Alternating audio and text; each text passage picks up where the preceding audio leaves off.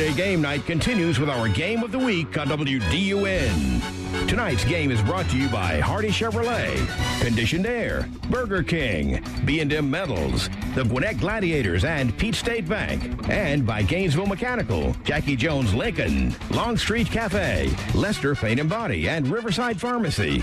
Also by Carriage Kia, Turner Wood and Smith Insurance, Buffalo Wild Wings, Duplicating Products, Jackson EMC, and Slack Auto Parts. We're 10 minutes from kickoff on your home of Friday game night, FM 102.9 WDUN. And welcome to Cleveland, Georgia, White County High School. Tonight, big matchup in Region 7 AAA between the North Hall Trojans, undefeated number 4 team in the state.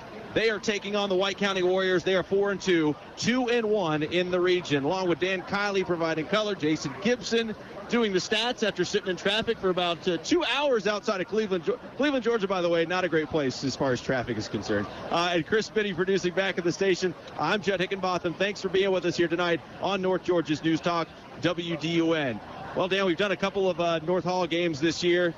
They just continue to impress. Boy, last week against Fannin County, 62-7, had absolutely no problems. They haven't had problems with too many teams.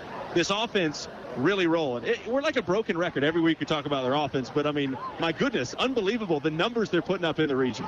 Yeah, it is a complete team effort. Andrew Smith, obviously, he's running the show at quarterback, and his decision-making really makes this offense go. He makes great decisions on when to pull the ball, when to keep the ball, not taking the unnecessary hits that we saw him take earlier in his career, but it's a staff that just all contributes. It's always somebody different that's the big player of the game, and when you can rely on that many different people to be successful, it just makes it so much easier to call plays because almost everything is open to you all the time. White County 4-2 on the year. They've been very good under head coach Bill Ballard, and this year is no different. 4-2 on the year, 2-1 in the region. Are they catching them at the right time, though, being North Hall? Are they catching White County the right time, considering what happened last week against Buford, that big blowout? Well, they could take it one of two ways. It could either really deflate them and be like, hey, we're not as good as we thought we were, or it's just one of those things where it's Buford. And, you put your best foot forward, you try to do the best that you can, but, not everybody has to. Hardly anybody has success against Buford. So, that could be in the back of their mind. This could be a revenge game for them where they're going to come back fired up like, hey, we got it handed to us last week.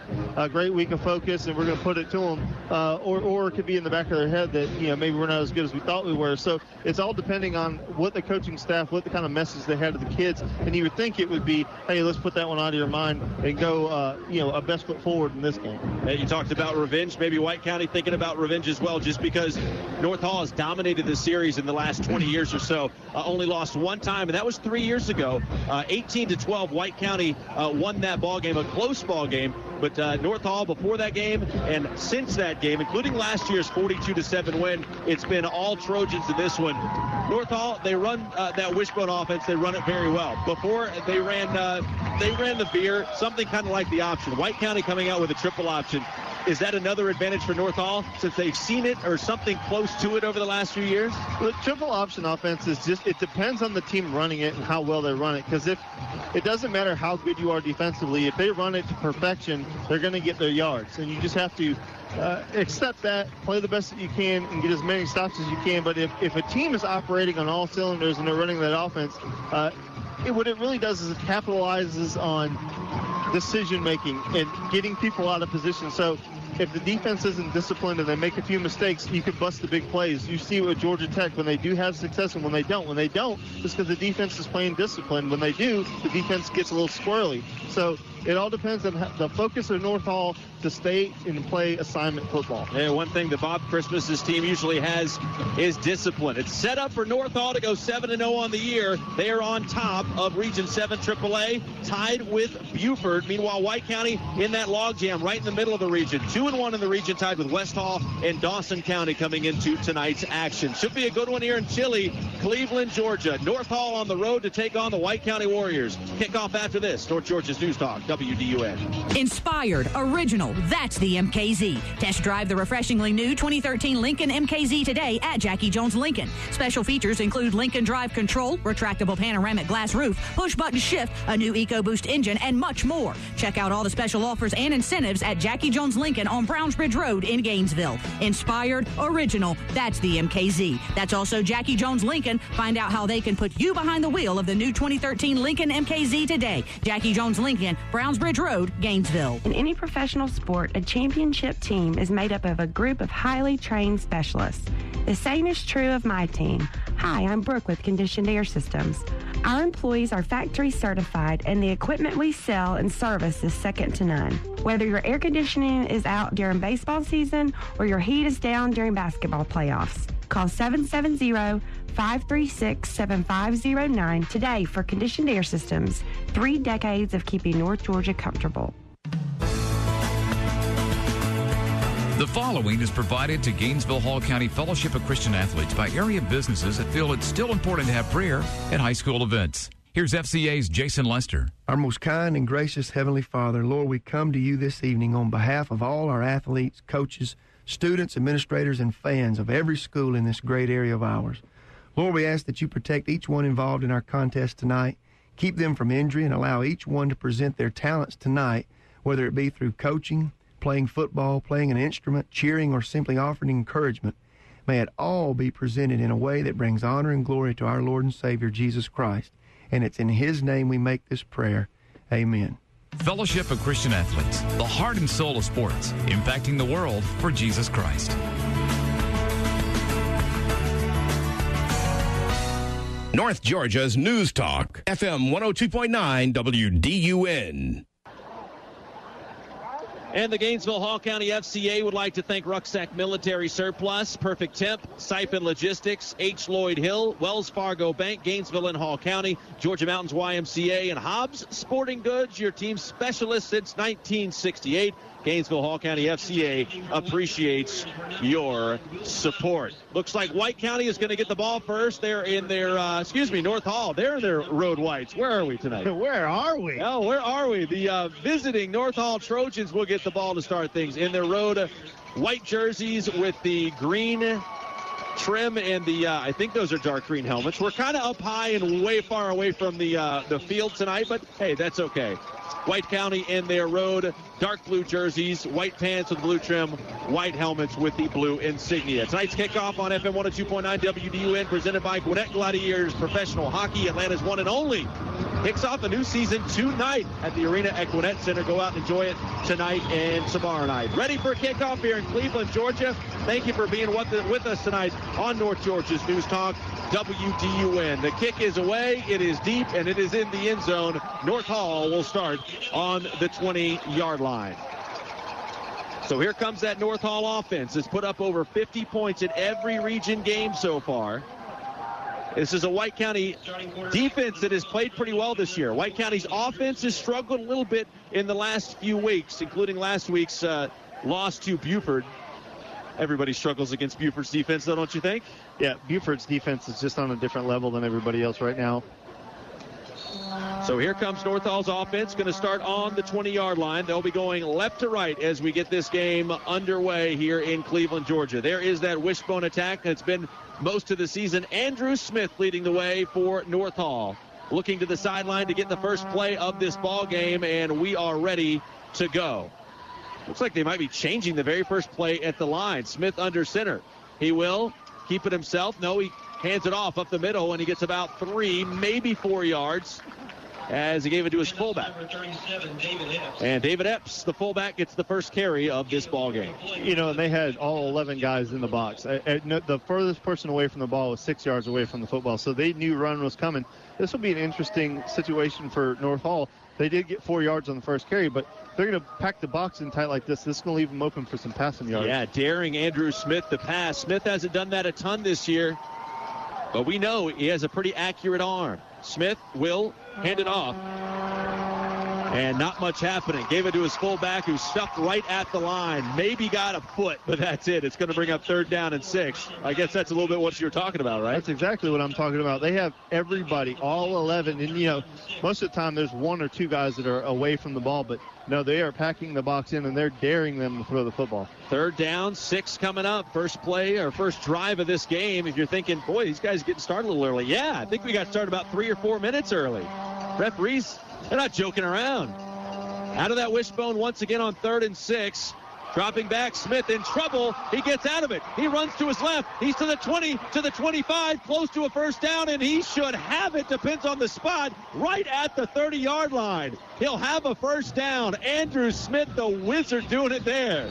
What an amazing play by him. He was tackled for at least an 8-yard loss, and he was able to wiggle his way out and get the first down, but hold that, there's a flag on the play. Oh, boy. The ball right at the 30-yard line, which would be a first down. They had already started to move the chains, but the official's going to talk about this one. They showed blitz, White County, and they brought it. It'll be a personal foul against White County.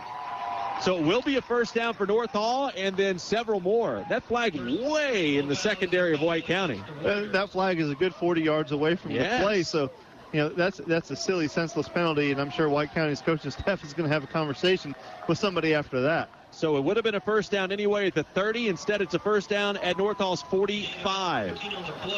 So Andrew Smith did a lot of that on his own, and then a nice little, well, I guess you'll call it a gift, I don't know, from White County, although it's a personal foul, so it's a painful gift, but it's one that North Hall will take. So first down, North Hall on their own 45-yard line.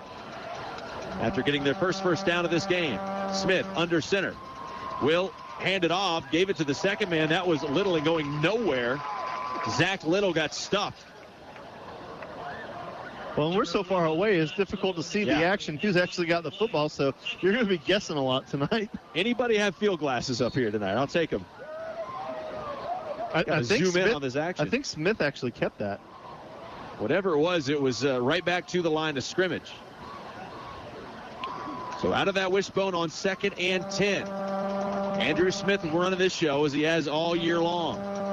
Smith will keep it himself, and he will get stuffed in the backfield and drop for a 4-yard loss. Took a second to know who had the ball that time, too. It really did, and White County knew who had it, and they took care of business. Boy, oh boy. They're getting into the backfield really quick, and one of the things that we always brag about with North Hall is that their offensive line and defensive line, for that matter, is very, very dominant. Tonight, they're just getting pushed around early. Yes, they are. A long way to go in this game, and North Hall does a great job of scheming, finding something different, but they're going to have to come up with something. It's 3rd and 14, 9:15 and counting, first quarter. First drive of the game. 2-back set this time for North Hall. 2 wideouts on the right side. And Smith hands it off. Nothing doing on 3rd and 14. Stuffed at the line. It'll bring up 4th down and long.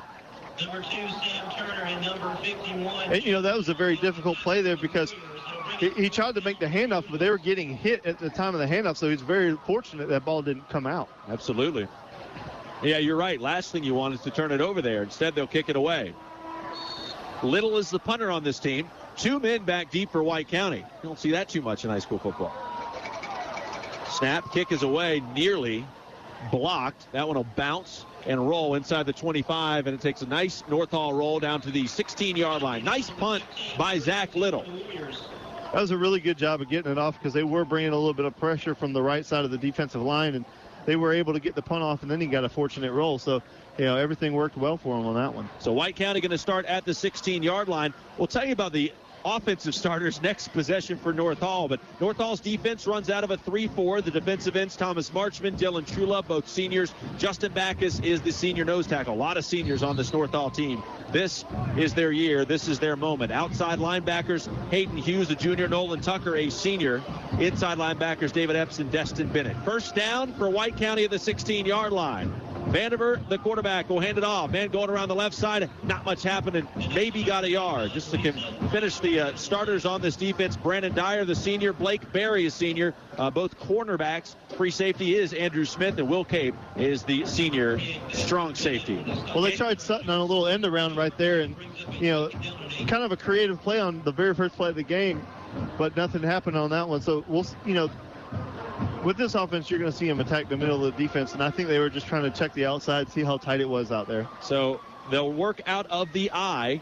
Vandiver, the quarterback, under center. He will keep it himself around the right end, and that went for about 3 yards. Looked like it could have gone for a few more. Somebody came up and made a very nice tackle. I think that's Andrew Smith. Yeah, it was Smith. Free safety. Smith comes in and tackles his quarterback counterpart, A.J. Vandiver, the junior. You know, when you have a player like Smith, he's small and he's not very heavy, but he's so athletic, and he just makes plays everywhere. And, you know, a guy like that is just the heart that drives those people, you know, because, you know, it's easy for a 6'5", 225-pound kid to go out there and dominate, but when you're little, you know, it's all athletic ability and heart. Absolutely. So 3rd down, 5 coming up. Got to get to the 25 for a first down. Man of motion coming left side. Vanderbilt will pitch it left side. He gets to the 20. He gets to the 25, turns the corner, and he's loose. To the 40, 45, cut it back inside, and a lot of green in front of him. 40 to the 30. He is gone. Touchdown for White County. 80-yard run for the score. White County on the board. That was Coley Loudermilk, the senior. And we remember seeing Loudermilk last time we were here, and he had a very good game. But that play was set up by the quarterback because he did an excellent job of reading the defense. He held that ball a little longer than normal. North Hall committed, and when he did, Loudermilk did the job on the outside. He used the speed, hit the sideline, made one cutback, and was able to score. That cut back is what got him into the end zone. Andrew Smith had a beat on him over on the sideline, but a nice move back in for Loudermilk. 80 yards. Extra point unit is on. Wesley Saunders for the extra point. It's away, and it is good. White County strikes first in this big game in Region 7 AAA. 6:59 to play first quarter.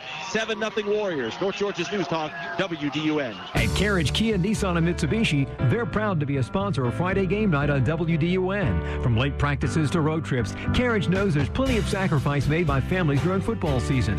When it's time for a new or used vehicle for your family, they want you to know they're ready to help. At Carriage Kia, Nissan, and Mitsubishi, Brownsbridge Road, Gainesville. Visit online at carriagecars.com. Come see the Carriage family and experience the Carriage difference. North Georgia's News Talk, FM 102.9 WDUN.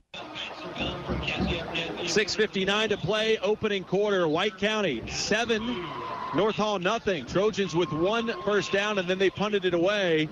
Nice option pitch by the quarterback, A.J. Vandiver, but a lot of that was Coley Loudermilk on his own. It was a very good.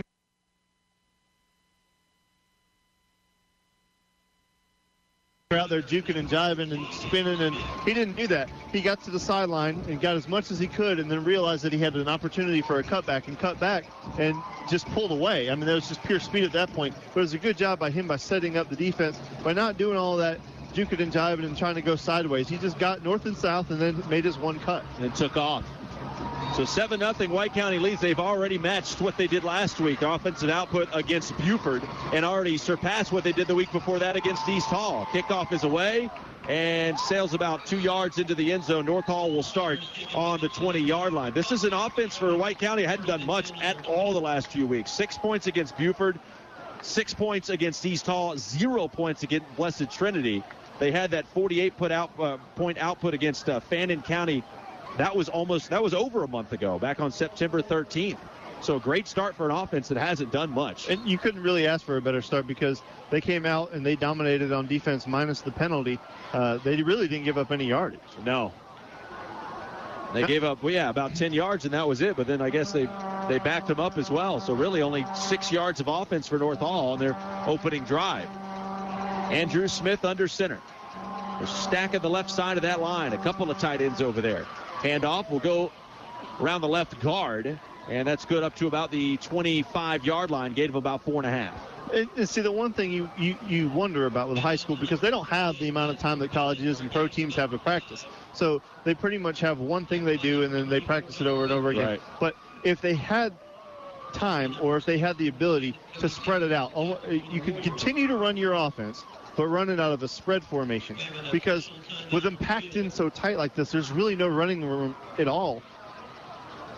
And there hasn't been too much. That was a nice push. I think North Hall will take 4.5 on every down. They absolutely can get it, but can you do it every single play? Because you're going to have to win the line of scrimmage every play. That was Destin Bennett picking up 5 yards that time. Handoff up the middle, and it should be enough for a first down. It will up to about the 34-yard line.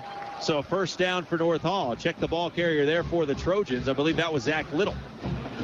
And see, they did a good job that time because they had been giving it to the first guy through every single play, and that time they went to the third guy through, and the play had already started to develop, and tackles were being made on men who didn't have the football. So they gave them a nice little option there. Little in the backfield. Destin Bennett's the big fullback. Run that wishbone offense. First down to the 35, and the handoff going to go to Destin Bennett. Boy, he got 3, maybe 4 tough yards straight ahead. And that's another staple of North Hall's football. They are just blue collar. Yep. They grind and they grind, and they do bust their fair share of big plays. They absolutely do. But they are not scared to get, to grab their lunch pail and go to work. Absolutely. Destin Bennett, I think, is one of those guys that is the perfect example of that, too. Big, strong kid. He'll be the fullback again. Dyer and Zach Little will be the 2 halfbacks in this wishbone attack. Second down and 6 to go. Handoff going to go up the middle. Little, he's loose across the 50, 40, 35. Got one man to beat. Cut it to the right side. 15 to the 10. Dive, can't get him. Touchdown, North Hall. Zach Little with the score. 61 yards for the touchdown. And we said they'd get their fair share of big plays, and they did too. And they went right up the middle. They tested that defense. Second guy through, so it wasn't the first guy through, but second guy through. And he made one cut to the outside, and then it was just pure speed. So everything we were praising Loudermilk on the play, the run that he had, it was exactly the same there. They're taking the juking and jiving, and they're throwing it right out the window, right? Yeah, and then Adam Johnson had a beat on him, and he was trying to chase him down, but he just shifted gears and pulled away. That's one of those. Johnson dove for his feet about the 7-yard line, just trying to trip him up. A nice little tap dance move there at the end by Little to avoid it. Extra point is up and good, and we are tied. 5:20 to play, opening quarter. 7-7 your score. North Georgia's News Talk, WDUN. For years, folks in these parts have come to love the delicious, one-of-a-kind taste of Johnny's barbecue. Ribs, Brunswick stew, beans, and banana pudding. Now it's time for something new. Johnny's is offering delectable smoked rotisserie chicken. Succulent, tender, smoked to perfection the Johnny's way. And ready for your dining room table or next tailgating event. And smoked wings, the biggest and best you've ever tasted. So why not pick up some for the game? That's Johnny's Barbecue, Cleveland Highway, Gainesville. Now with smoked rotisserie chicken and wings. They're real good. North Georgia's News Talk, FM 102.9 WDUN. Been big plays so far in this ball game. An 80-yard touchdown run for White County, and then just moments ago, Zach Little, a 61-yard touchdown strike for North Hall, tied at 7 apiece. We talked about the grinded out game for North Hall. They don't mind big plays, though. No, and we did say that they have their fair share of big plays, but it all comes from the fact that they are willing to keep pounding it up the middle. They make the defense stop them over and over and over again. And when you're consistent that way, you can bust a big play. Yep. And that's what just happened. Zach Little showing his speed on that one. Kickoff straight down the pipe and taken at the 7-yard line. To the 10, to the 15, to the 20, 25, 30, and he's hit hard as he gets across the 35-yard line. And here comes a flag in. See if there was anything extra on that tackle. Have to wait and see. That was Maurice Sutton with the run back. Sutton's one of those guys, I think, that's an action guy for them, and it's going to be a few extra yards now with the face mask penalty. Hardy Chevrolet in-game scoreboard. Clark Central strikes first against Gainesville. Clark Central up 7-0.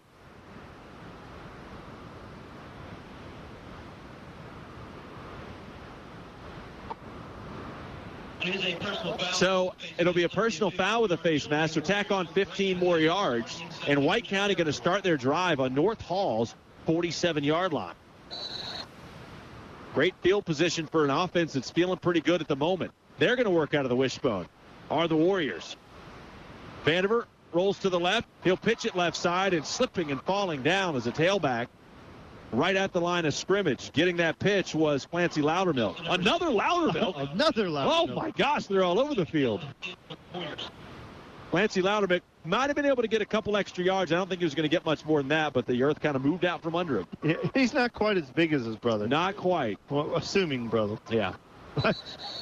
So second down and 10 to go for White County. Now an official timeout.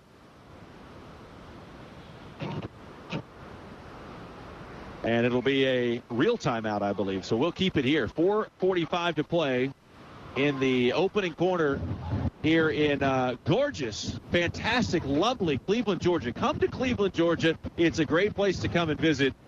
You might not want to do it around 5 or 6 o'clock on a Friday. Yeah, you don't want to go through downtown because it's traffic a little smooth. Yeah, it took us a while to get up here, but that's fine. We are here, and it's starting to. It's football kind of weather too. Cleveland kind of brings that maybe a little bit earlier than where I'm from in Decatur, which is fine. Great action. We've been up here for some pretty good games here at White. We like the way Bill Ballard's team plays. Head coach Bill Ballard has his team really playing some good football. They're 4-2 this year, 2-1 in the region. Last year had some injuries that really hurt this team bad. This year, trying to make their mark. Boy, this would be a big win going up against the number 4 team in the state in North Hall. Team has just run through everybody. Out of the timeout. Handoff, going to go the fullback. Bounce it to the outside. Dragging defenders with them across the 45-yard line down to about the 42. That's a gain of about 5. And there's Dalton Whitfield getting his first carry of the game. The senior fullback. He's a guy that I believe it was last year was injured for a majority of the season, which really hurt this club. And Gainesville has tied it up 7-7 against Clark Central. That's courtesy of your Hardy Chevrolet in-game scoreboard. Gainesville can handle some shootouts if you want to do that. What a matchup that is, though, against Clark Central tonight. The boys on 1240 ESPN radio enjoying that one. That was a gain actually of 4, so it'll be 3rd and 6 here coming up for White County. Ticking under 4 minutes to play. Opening quarter tied 7 apiece. Vandiver from under center. Fakes the handoff. Drops back. The left field throw it into the flat and right through the hands of Amari Sutton.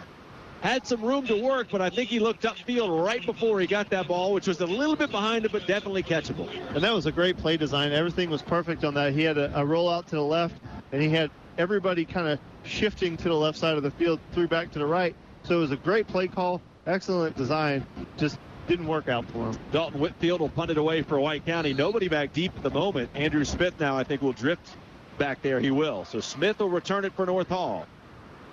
Great field position for White County, but it's a 3-and-out for them. Whitfield boots it away. Nice spiral kick.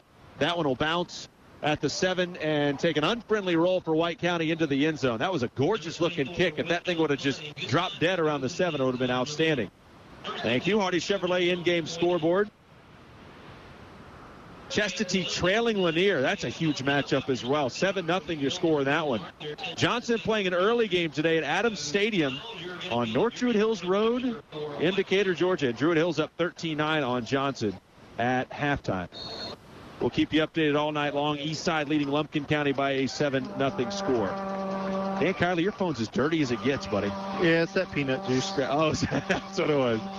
It's after the touchback. North Hall to start at the 20. Two-back set this time. Handoff up the middle. Not much happening for the Trojans. Back to the line of scrimmage. That's it. It'll be 2nd and 10 coming up. And Little was the ball carrier. Got nothing. See, I like what White County does on offense because they run the ball almost exactly the same way that North Hall does, but they come out in different formations, but they'll spread you out and make them guess, and then they've shown that they will pass the ball now, so it's going to soften their defense up. So North Hall, now here they come spreading it out just a little bit. Yeah, a couple wideouts on the left side. They're going to pitch it left side. There's Little. He's to the 20, trying to cut it upfield. Nothing doing. He got 2 yards and then ran into a brick wall. Leading the way for White County, give him credit. Max Taylor, the junior, stood Zach Little up, which is tough to do when he starts running downhill. A gain of 2, but it'll be 3rd and 8. Well, they try to get their receivers out there to give them a little room and block, but if you don't give the edge, that's exactly what happens because he's isolated, he's away from his line. He doesn't have a lot of protection. Another 3rd and long coming up here for North Hall. Last time it worked out fine with Andrew Smith running for his life and got the first down. Two-back set again for the Trojans. Got to get to the 34 first down. Smith under center. He will hand it off up the gut. And got across the 25 to about the 27, but that's it for David Epps. 4th down coming up, 4th and 6. You would figure the punting unit comes on, and here they do. You know, minus the one big run in play, and you can't really take that away because it is what it is. But White County's defense has been very, very solid. They've played assignment football, and they've really limited what North Hall's been able to do. You're right. The 2 big plays, you know, you have a busted tackle, and then he just goes for a touchdown. And the other one, a busted sack, and Andrew Smith picks up the first down. Yeah, so other than 2 mistakes, their defense has been solid. Coley Loudermilk, Maurice Sutton, both back deep for White County. Line drive punt taken by Sutton at the 42. Straight ahead and gets it up to about the 48. Once again, good field position for White County. 1:44 to play opening quarter, tied at 7 apiece. And they got to really like where they're at because they've really flipped the field after holding them defensively. So now they're starting everything near midfield. Yeah, they are. Call it the 48-yard line of White County. So this game is tied, but yeah, you're right. White County really has to like the way their defense is playing and the way the field position is set up for their offense as well. A.J. Vandiver, the junior quarterback for White County, going to work under center. He has one man behind him. Man of motion coming right side. Hand it off, up the gut, make the first man miss, and he will drag a defender with him up to about the 45-yard line. Dalton Whitfield, the senior, gets about 7 yards on that carry. And he is like a little battering ram in there. He absolutely carries a load. I would call him little. No, he's not little. He's a battering ram, Yeah, though. you're right. Hardy Chevrolet in game scoreboard. West Hall leading East Hall 7-0. Zach English. Touchdown to Hunter Atkinson. Hunter Atkinson can play some football, boy. Second down and a long 3 coming up for White County. Call it 4. 1:05 and counting, first quarter. Man of motion coming left side. Vandiver drops back and a throw left side and incomplete. Underthrew his man. And if Lee Shelton, the cornerback for North Hall, had turned around a little bit quicker, might have had a chance to pick that one off. That throw just wasn't a good throw. No. It wasn't from the very beginning. The route was an outside route, and the ball was thrown to the numbers where, as opposed to the sideline where the receiver was expecting the ball to be thrown. Tucker Cook, the junior wide receiver, was the target. Never had a chance on that one. So 3rd down and 4 coming up here. You'd expect the option here. They'll run out of the eye this time. Sutton is the tail. Tied in on the left side for White County. Fake the handoff. Vandiver keeping himself around the left end, and he get it up to about the 42. Took a shot very close to the first down marker. He might be just a tad shy. Depends on the spot. And look who it is making the tackle. Andrew Smith. Number 14. And they are going to have to measure on this one. With 42 seconds to play your opening quarter, tied at 7 apiece. You would figure option teams, they don't mind going for it on 4th down. I don't think either one of these teams mind going for it on 4th down too much. I don't think either one of them is scared to go for it on 4th down. No, they're not. Especially when you've really won the field position battle here. Good point. You have an opportunity on the plus side of the field to go for it and keep the drive going, but at the same time, if you did want to punt it, you really have an opportunity to pin them deep, unless you don't feel confident that your punter can do it inside the 5 or inside the 10. Yep. Because you're only giving them 20 yards. Yeah, that's true. That's a good point. They were having trouble stretching the chain out. They're going to have to get down there and look. I think he just missed it. Jason Gibson misses his first call of the year. Boy, eagle-eyed stat man Jason Gibson has been perfect this year. With this one, just shy. He thought it was going to be a first down. Chain link, that's it. When you're short of chain link and you have an option football team, and you have some guys that can really pound the ball up the middle, even though it's early in the football game, I don't see them punting this one. I'm with you. And I don't know if this makes a difference, too. When you have a quarterback that can run well, maybe has a little bit easier time finding the holes just to dive forward to get that, inch or two. And, the one thing that I really liked that I saw earlier in the season was when we had East Hall and they used Devin Watson. Yep. And instead of trying to pound it right up the middle, he'll just take a step to the right or left and get behind the guard.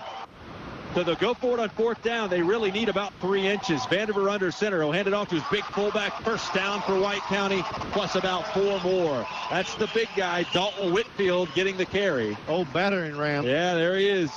Oh, that was just stealing. Yeah. that was too easy. Whitfield almost kind of sidestepped a little bit to the left there, too.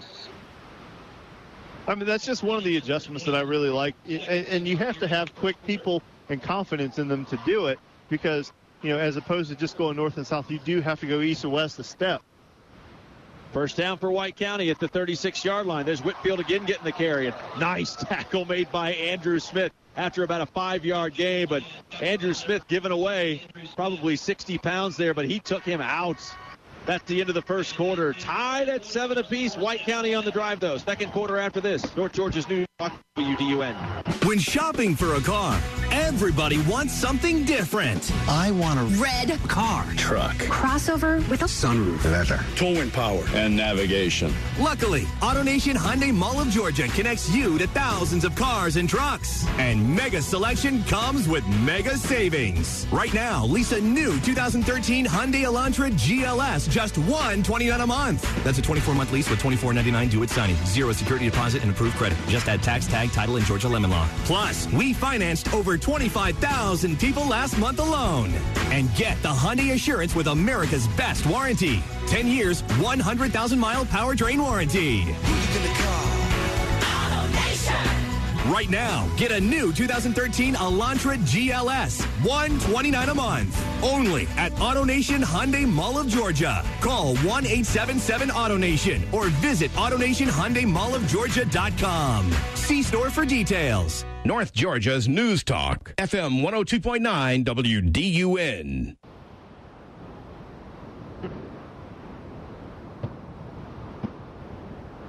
Heading to the second quarter here in Cleveland, Georgia. 7-7 your score. North Hall and White County with the Warriors on the drive. Dan, this doesn't look like an offense that scored exactly, 13 points the last 3 weeks. No, they're having a lot of success, and, sometimes that just goes back to hard work. Yeah. Just iron.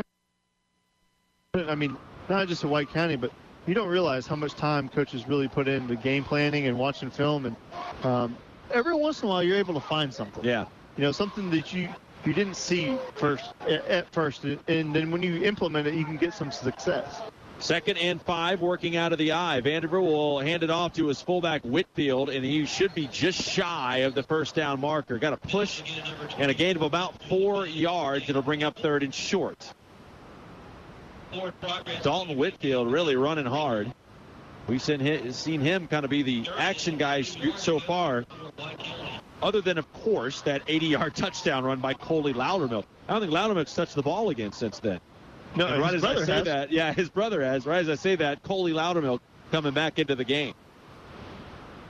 But he also plays linebacker on defense, too, so it's a little difficult, especially for the team that runs the ball as often as North Hall does, and you're involved in so many different plays. Here's that wishbone formation again for White County on 3rd and a good solid 1. Just underway second quarter, tied 7 apiece. Vandiver working under center. He'll roll to his right. Tries the option. He's wrapped up and dropped at the 30-yard line. That is a loss of about 3 yards. I believe that was Thomas Barchman that got in there. Well, he was really wanting to pitch it right there, but Andrew Smith did a good job of taking away the pitch, and then the rest of the defense did a good job of playing assignment football and making sure they kept pressure on him. And they just tried to string that thing out as long as he could until there was really nowhere else to go. No, there wasn't. A Marchman got into the backfield and took him down. So they tried the option on 3rd and 1, and they lost 3 yards. It'll bring up 4th down and 4. They're going to try a field goal. Goodness gracious, they are. They're going to try a field goal here. All right. Wesley Saunders on. 47 yards. 47-yard field goal on the right hash. Line set and ready. Low snap handle. The kick is away. It's got the distance, I think, but it is wide left. Missed it to the left. I think it would have just enough distance. Yeah, he had enough on it. He just pulled it a little bit. Just a tad. Actually, very fortunate it didn't get blocked. There's a daggum helicopter. Yep. So Saunders misses. What was that? 47-yard field goal. 47. So we have a real helicopter and a drone flying over the top. There's a helicopter. What is going on here? Place is crazy. Where's the blimp? Yeah, we have to mention at some point what White County does here as far as their broadcast stuff is concerned. My goodness. It's impressive. It's very impressive. But we got a football game to get to for now. North Hall going to start on their own 20-yard line once again in this game. 3rd straight time that's happened. 4th straight time that's happened. They've scored a touchdown, and they punted twice. Out of the wishbone for the Trojans, and I believe we have a delay of game. Now that we have a second to talk about it, the one thing that is really advantageous for high school kickers is coaches aren't afraid now as much as they were in the past to allow them to take a long field goal because the ball automatically goes back to the 20 regardless. Yeah. So it's like the worst case scenario is you miss it. Well, now you've got what ended up being a 15-yard punt. Right, yeah, that's true. So first and 15 for North Hall. Smith rolling to his right. He'll tuck it away. He'll throw on the run now at the last second, and it's caught at the 43-yard line. He falls down. For that, did a great job of kind of hiding it. He was going to throw it. I thought he was going to take off and run, Dan. I think Nolan was the only person in the stadium who didn't think he was going to run it. Goodness gracious, all the way up to the 43. First down for North Hall. What a play for the Trojans. They went to the air. You don't see that much, especially on first down. Out of the wishbone again for the Trojans. Hard snap down just about made White County jump. Smith calling out the play down the line. 3 men behind him. Andrew Smith ready to go. He will hand it off to his big fullback up the middle. Destin Bennett gets to the 49-yard line. Boy, he was one tackler away from that being a much bigger game. Maurice Sutton got him around the ankles. He still gained about 7. And he's such a big guy to bring down. It's very rare that one guy can bring him down, but everybody's the same. If you get him around the ankles. Yeah.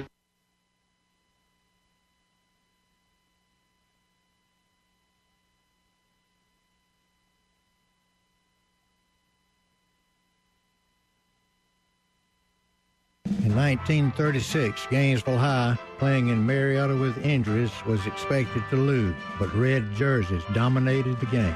An announcer said Gainesville was marching up and down the field like a thundering herd of red elephants. They won, the name stuck, worn with pride by last year's state champions. No other high school has a red elephant mascot. Peach State Bank also is one of a kind. March up and down the country and around the world. Use your ATM card free of charge. North Georgia's News Talk, FM 102.9 WDUN. Out of the wishbone once again.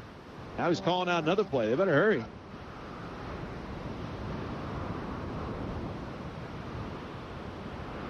Handoff up the middle.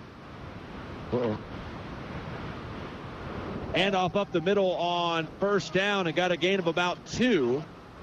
And that was Brandon Dyer with the carry. So it'll bring up 2nd and 8. I'm just mesmerized with the drone. I can't stop looking at it. A small little helicopter, little white helicopter. It's remote controlled. That's just kind of floating down over the stands, and it has a camera on it. That's part of what White County High School has. 2nd and 8. Andrew Smith going to give it to the second man, Dyer. That was an ugly-looking play, and Dyer made something out of it and got it near the 40-yard line. It'll bring up 3rd down and about 4. A lot of traffic there, and Andrew Smith even ran into Dyer as he handed it off, too. That play was just a mess. To get anything positive out of it is such a fortunate thing for them. So to bring up 3rd down, 3rd and about 4 coming up. 3rd down, 4 to go. Tied at 7 apiece. North Hall on the drive at the 40-yard line of White County. Turn it around, give it to the second man, trying to get to the outside. He breaks the tackle, can't break the second one, though. A little end around that Nolan Tucker couldn't get out of.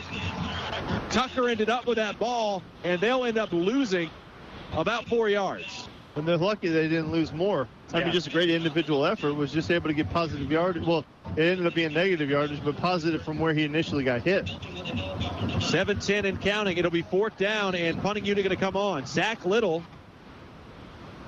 to kick it away. Little will kick it. No one back deep for White County. They were trying to sniff out a fake. Instead, a pretty good kick by Little. Bounces at the 15, and it'll be down to the 16-yard line. So 6:57 to play here. Second quarter, tied at 7 apiece. Nice punt. He didn't get that forward roll. If he had gotten that forward roll, because North Hall had some people down there to cover it, that could have been really, really good. But North Hall now is able to, even though they didn't get any points on that drive, they flipped the field back into their favor. What does that tell you about? We've seen Bob Christmas go for it on his own side of the field. Instead of going for it on 4th down and 8, he decides to punt it away. Well, it's a 7-7 game. White County's having a little bit of success moving the football. So, make them earn it. Don't give it to them. Make them earn it. Yeah. So 1st down for White County.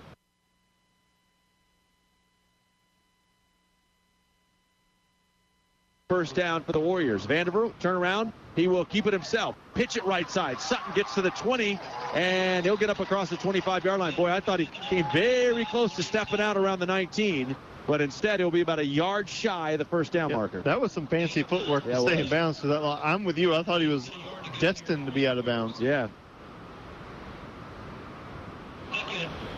So it'll be 2nd down and 1 to go.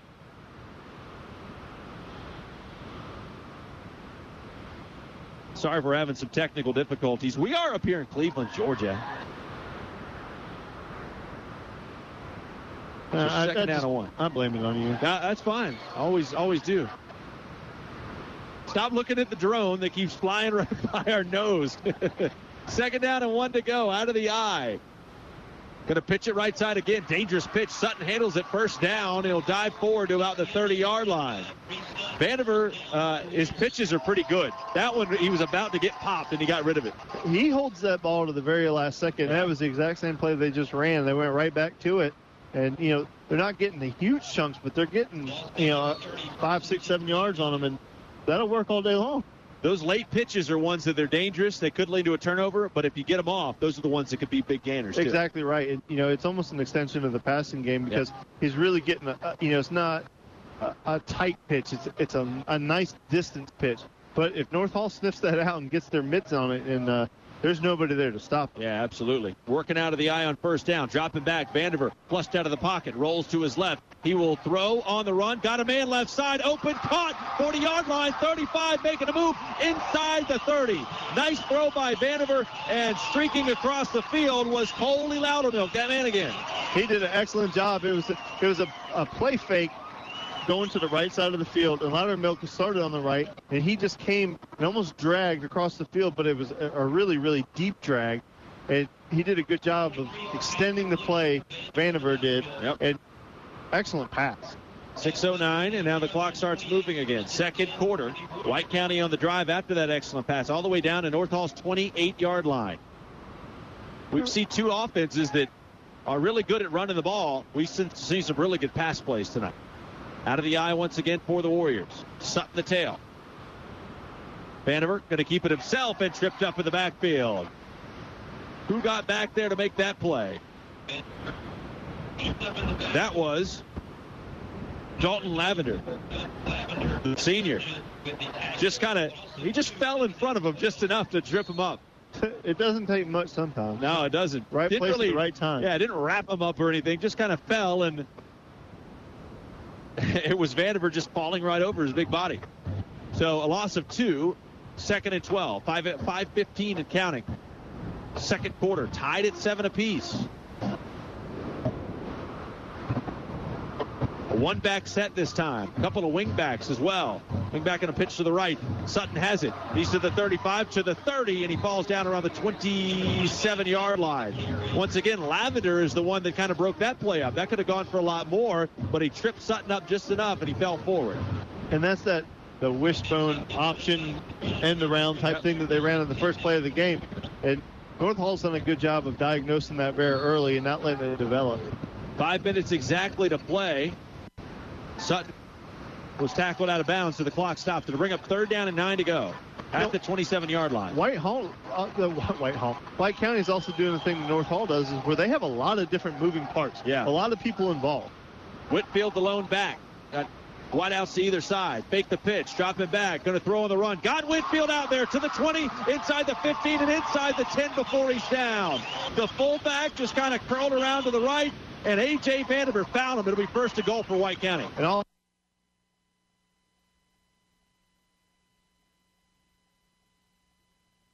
diagnosing that one. Excellent pass. We saw earlier in the game when they tried to throw the same pass to Sutton, not as deep, but they tried to throw a similar pass and it wasn't completed. There, they did exactly the same thing, except they sent them up the field a little bit, and it's just a nice little sugar pass, little sweet pass. It's called a sugar pass? Sugar pass. I like that. First and goal from just inside the 10 after that sugar pass. It'll be out of the eye for White County. Sam Turner is the tail this time, and now we got whistles. Timeout taken by White County. We'll take it with them. 4:31 to play second quarter. 7-7 your score. North Georgia's News Talk, WDUN. 40 years. It's hard to believe it's been almost 40 years since we moved to Gainesville to start the company. Hello, this is Matt Nix with Duplicating Products. A lot has changed since 1974. The products we sold back then bore no resemblance to the office solutions we offer today. But some things remain the same. We still believe that excellence and integrity are worthwhile pursuits. And we work hard every day to meet the highest expectations. Yours. Call Duplicating Products today. 770-532-9932. North Georgia's News Talk, FM 102.9 WDUN. Good timeout taken right there, Dan, by White County. Kind of want to know what they're going to do. Tough to score touchdowns on first and goal from just inside the 10. You'd rather be anywhere else, wouldn't you? The Warriors will take it. You'd rather be first and goal at the 5. Very limited in what you can do when you're real tight. You have more of a playbook open out here, but also you can't get the first down. Right, exactly. So same formation as a minute ago where Whitfield is the lone back. Now they'll work out of the eye as Sutton moves to be the tail of the eye. Sutton will take the pitch at the 15. He gets inside the 10, but tripped up right at the 9-yard line.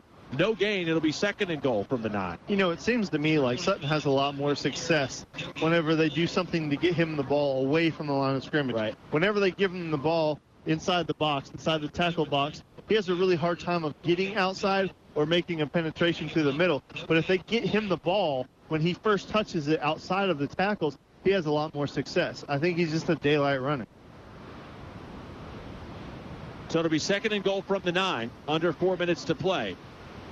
Second quarter. Got a couple of wing backs. Once again, wide out to the left. Whitfield the lone back. Fake the pitch. Vanderver rolling to his left. Flushed out of the pocket. Just about tackle the backfield. Still loose. Throws toward the end zone. Jump up, and I think it's caught. Touchdown, White County. What a catch. Jumping up and making it, Dalton Whitfield. That kid was all over the place on that. He started to the right, ended up way over there to the left for the touchdown. That's great communication between Vanderver and him because the play had been busted. The play had been diagnosed and it had been busted, and he just made an individual effort. He pointed at the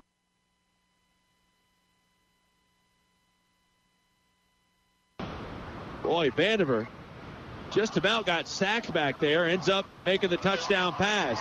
Extra point away, and it's good. 3:38 to play. Second quarter, 14-7. White County with the lead. North Georgia's News Talk, WDUN. In any professional sport, a championship team is made up of a group of highly trained specialists. The same is true of my team. Hi, I'm Brooke with Conditioned Air Systems. Our employees are factory certified, and the equipment we sell and service is second to none.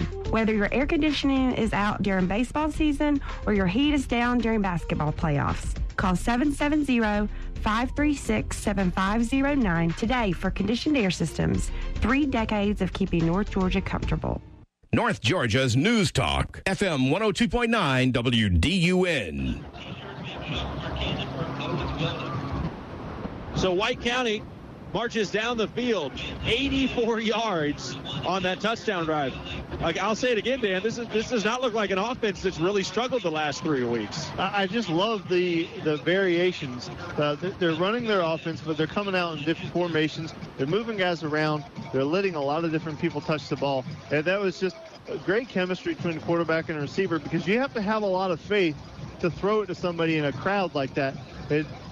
He asked for the ball. Whitfield asked for the ball. He said, throw it up and I'm going to go get it. And for a quarterback to throw it into that just grouping of people, you have to have a lot of faith that he is going to come down with that because there's a lot of other hands around. And he threw it really high. He threw it high enough knowing Whitfield's going to get up. And you saw Whitfield's big hands just rise above the rest of the crowd to grab it. The kickoff goes into the end zone. Once again, North Hall going to start at the 20-yard line. Once again, they trail. It's 14-7. So here we go. North Hall, they haven't been in this position much at all.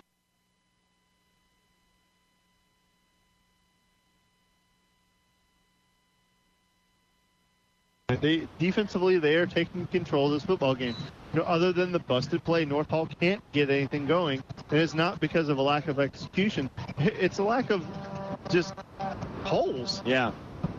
There have not been too many holes. Out of the wishbone again on first down at the 20-yard line.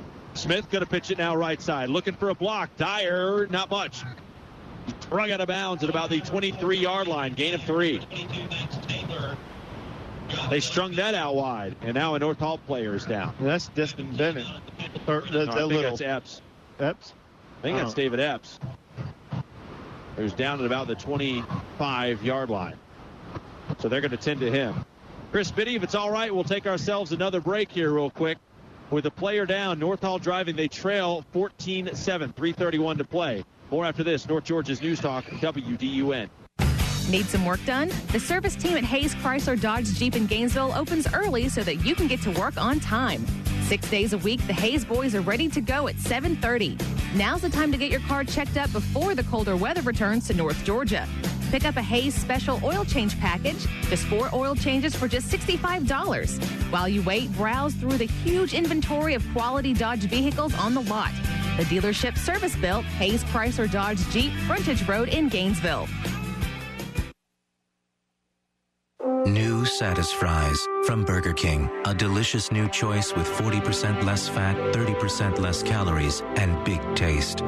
Cut from whole potatoes, fried to perfection to satisfy our lives. The heroes, the lovers, the everyman. Satisfy this cool guy. Satisfy Tammy. Just satisfy everybody. New Satisfries from Burger King. Are you satisfied? What if you could shop for your football team's spirit wear and your cold and flu needs with one convenient stop? Well, you can if you make that stop at Riverside Pharmacy. The Gift Nook inside Riverside offers a full line of scarves, hats, and jewelry, plus spirit wear for fans of UGA, Tech, Auburn, and all of our local high schools. And the pharmacy offers all your cold and flu needs with pharmacists and knowledgeable clerks to help you along the way. For football fever or the real kind, it's Riverside Pharmacy, Riverside Drive in Gainesville. North Georgia's News Talk, FM 102.9 WDUN. They're down and stick here for the Trojans.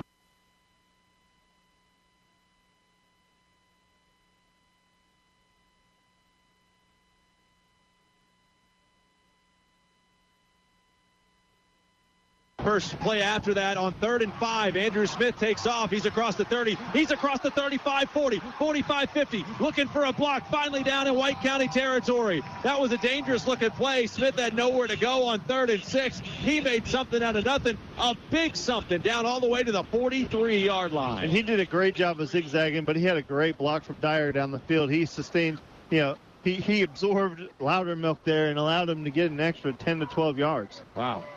Because Loudermilk had a beat on him. He sure did. Andrew Smith has a way of getting out of those beats sometimes, though. First down for North Hall. A little help from your friend. Why not? First down. Smith going to hand it off up the middle, and a gain of about 2. And that was Zach Little, the ball carrier. Zach Little was cut in half by Will Flowers. Wow. He did an excellent job. Number 9, Will Flowers. Did I see that right, Jim?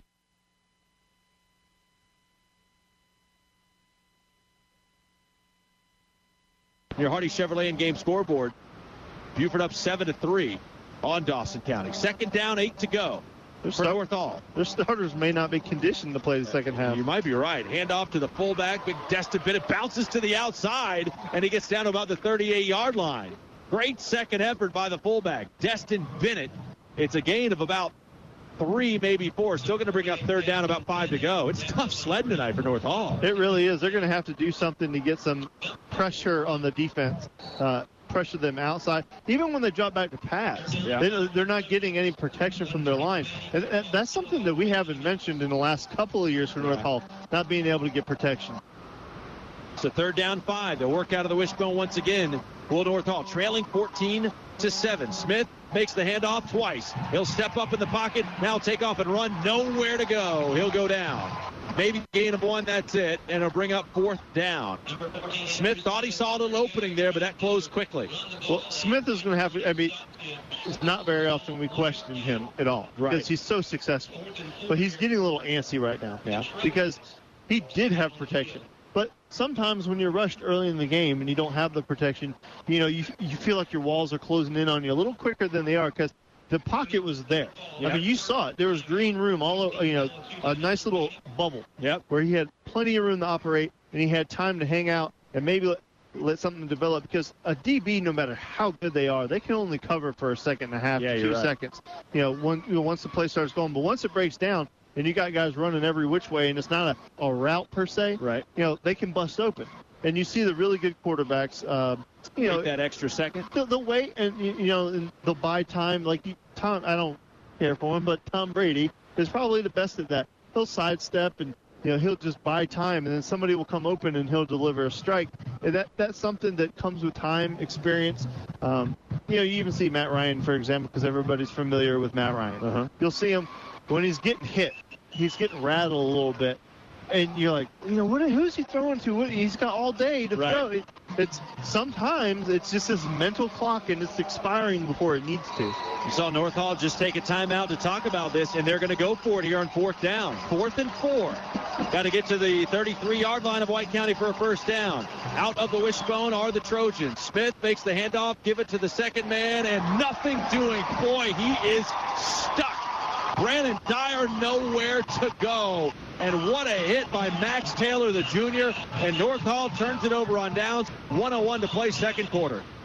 And what we're seeing out of North Hall right now is not something that we see normally. But when they pass because they can, not because they have to. Right. And this is something you see with Georgia Tech a lot. Whenever they pass because they want to, they have tons of success doing it. But when they have to. When they have to, they can't. And North Hall has not been able to do that yet. 1:01 to play before halftime. White County with a 14-7 lead. We're on upset alert here. Hardy Chevrolet in-game scoreboard. Buford leads Dawson County 14-7. Jason Gibson wants me to give a hockey score. I'm not going to. Out of the eye here on first down at the 35, and now we got whistles. And White County going to take a timeout and talk about this for a minute. This is a score in the Thrashers game. Yeah, where's the... Oh, don't bring up the Thrashers. Give me a break. Yeah. It is opening weekend, though, for your Gwinnett Gladiators. If you're listening to this game, you probably didn't go tonight. If you're not listening and you're at Gwinnett Center, we forgive you. That's fine. But you can go tomorrow night. This is opening weekend for the Gwinnett Gladiators, the only professional hockey team in town, and don't you forget it. So 1:01 to play here before halftime. Boy, White County is sitting pretty here. I wouldn't quite say playing with house money, but at the same time, they're up a touchdown and have a chance to do whatever they want to do here. And you just mentioned a triple option team wanting to throw rather than having to throw. You think they're going to do a little riverboat gambling here? Or are they going to stick to their offense and run it a little bit more? I think they would stick to their offense because even though you're a run team, you can still bust big plays. You just got to have one guy out of position. Yeah, absolutely. Whitfield, the lone back, behind A.J. Vandiver. Vandiver drops back, looking to throw. Flushed out of the pocket to the left. On the run, now tuck it away and take off across the 40-yard line and knocked down hard. A gain of about 5 yards, though. And I think he was able to get out of bounds. I think was that Thomas Marchman that went over there and finally knocked him down? Oh, Thomas Marchman. So to bring up second down and 5 to go. Clock stops, 50 seconds to play here. Well, they ran that same play where he tried to pump fake to the right and boot to the left and find Loudermilk coming across the field. And that time North Hall was able to figure out what was going on, and Loudermilk had 3 or 4 white jerseys around him. Gotta like Vandiver the way he's played tonight for White County. And, he's thrown the willingness and the ability to throw the football. So, I don't know that it's gambling so much. Second down, 5 to go. White County on their own 40-yard line, leading 14-7. Vandiver under center. Maurice Sutton was the man in motion. Handoff goes up the middle. And loose there for a moment was Sam Turner. We've seen him do it on both sides of the ball. He got himself a first down up to the 48-yard line, White County's own 48. And it was Andrew Smith coming up from the secondary to make that tackle because there was nobody else around. Yeah. Clock starts to run again, 40 seconds to play before halftime. White County on their own 48-yard line. Turner, the lone back behind Vandiver. Now Sutton going to move back there as well. Handoff. Up the middle, nothing happening. Same play as just a moment ago. This time Turner is stuffed, and White County will have to use their last timeout with 27 seconds to play. Gambled a little bit there on that one. It didn't pay off. No, it didn't. They went back to the well, and we're next to the White County coaching staff, and they were yelling to get on the ball. And, that play probably took a little bit longer than they would have liked. So White County uses their last timeout. It'll bring up second down and 10 to go after halftime from here. Get you update on the other scores from around the area, as well as your highlights here from the first half here at Cleveland. And we'll have some first half stats for you as well. Here in lovely and getting chilly Cleveland, Georgia. Halftime show, Brother Boy, brought to you by Hobbs Sporting Goods. Hobbs Sporting Goods, your team specialist since 1968, if you did not know. Thank you very much, Jason Gibson. So second down and 10 coming up. White County out of timeouts. We're a little punchy tonight. We're full of boiled peanuts and chicken fingers, which I never got any. Thanks a lot, guys. Yeah, up here dilly-dallying. Yeah, I know. So it'll be second down. First time we've seen Vanderbilt out of the shotgun. There's a little pistol look. He'll drop back, looks right, now rolls to his left, flushed out of the pocket. Vanderbilt going to throw on the run and incomplete. It'll bring up third down. Flushed out of the pocket that time and chasing him all over the field was Gary Cortez. So third down coming up. That play was a little bit broken. Excuse me, that was Dylan Truelove. Dylan Truelove is the one that flushed him out of the pocket. That's a 51, not a 61, I think. Hey, he gives that effort chasing him around the field. You get his name. I know, right, you need to, right? Pull his jersey down a little bit. Odds start to look like sixes. So third down and 10. White County now, well, we'll see. I don't want to say anything on third and 10. Vanderbilt will pitch it right side. Sutton with the catch, 45, gets up across the 50, but shy of the first down marker. Only a gain of about 3. And they're going to say he did not get out of bounds, and that should be the end of the first half. And it will. North Hall trailing. But probably for the first time all season, North Hall trailing at halftime. 14-7, White County with the lead. Coming up next, it's your Hobbs Sporting Goods halftime show right here in Cleveland, Georgia on North Georgia's News Talk, WDUN. Need some work done? The service team at Hayes Chrysler Dodge Jeep in Gainesville opens early so that you can get to work on time. 6 days a week, the Hayes boys are ready to go at 7:30. Now's the time to get your car checked up before the colder weather returns to North Georgia. Pick up a Hayes special oil change package, just 4 oil changes for just $65. While you wait, browse through the huge inventory of quality Dodge vehicles on the lot. The dealership service-built Hayes Chrysler Dodge Jeep, Frontage Road in Gainesville. New Satisfries from Burger King. A delicious new choice with 40% less fat, 30% less calories, and big taste. Cut from whole potatoes, fried to perfection to satisfy our lives. The heroes, the lovers, the everyman. Satisfy this cool guy. Satisfy Tammy. Just satisfy everybody. New Satisfries from Burger King. Are you satisfied? What if you could shop for your football team spirit wear and your cold and flu needs with one convenient stop? Well, you can if you make that stop at Riverside Pharmacy. The Gift Nook inside Riverside offers a full line of scarves, hats, and jewelry, plus spirit wear for fans of UGA, Tech, Auburn, and all of our local high schools. And the pharmacy offers all your cold and flu needs with pharmacists and knowledgeable clerks to help you along the way.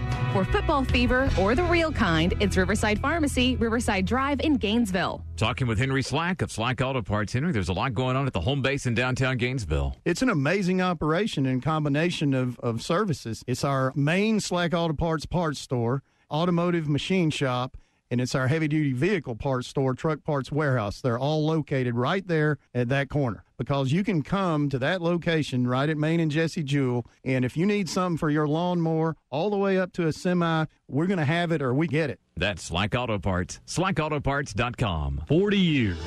It's hard to believe it's been almost 40 years since we moved to Gainesville to start the company. Hello, this is Matt Nix with Duplicating Products. A lot has changed since 1974. The products we sold back then bore no resemblance to the office solutions we offer today, but some things remain the same. We still believe that excellence and integrity are worthwhile pursuits, and we work hard every day to meet the highest expectations, yours. Call Duplicating Products today, 770-532-9932.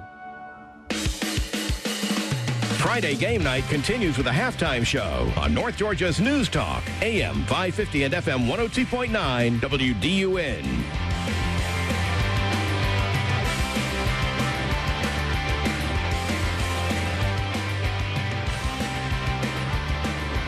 Welcome back to Cleveland, Georgia.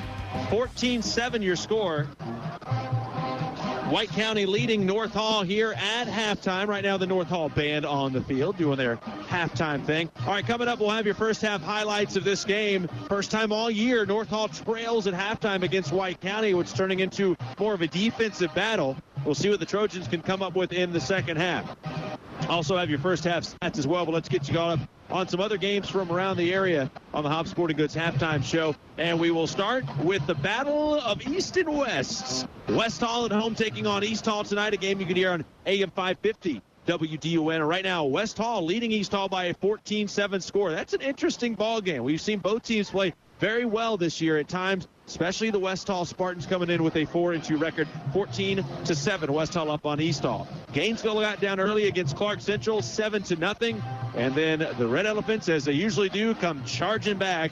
Gainesville has scored.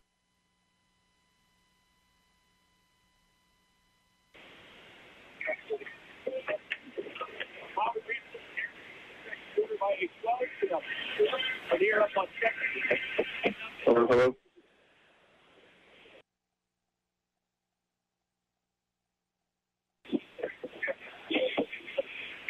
Hello.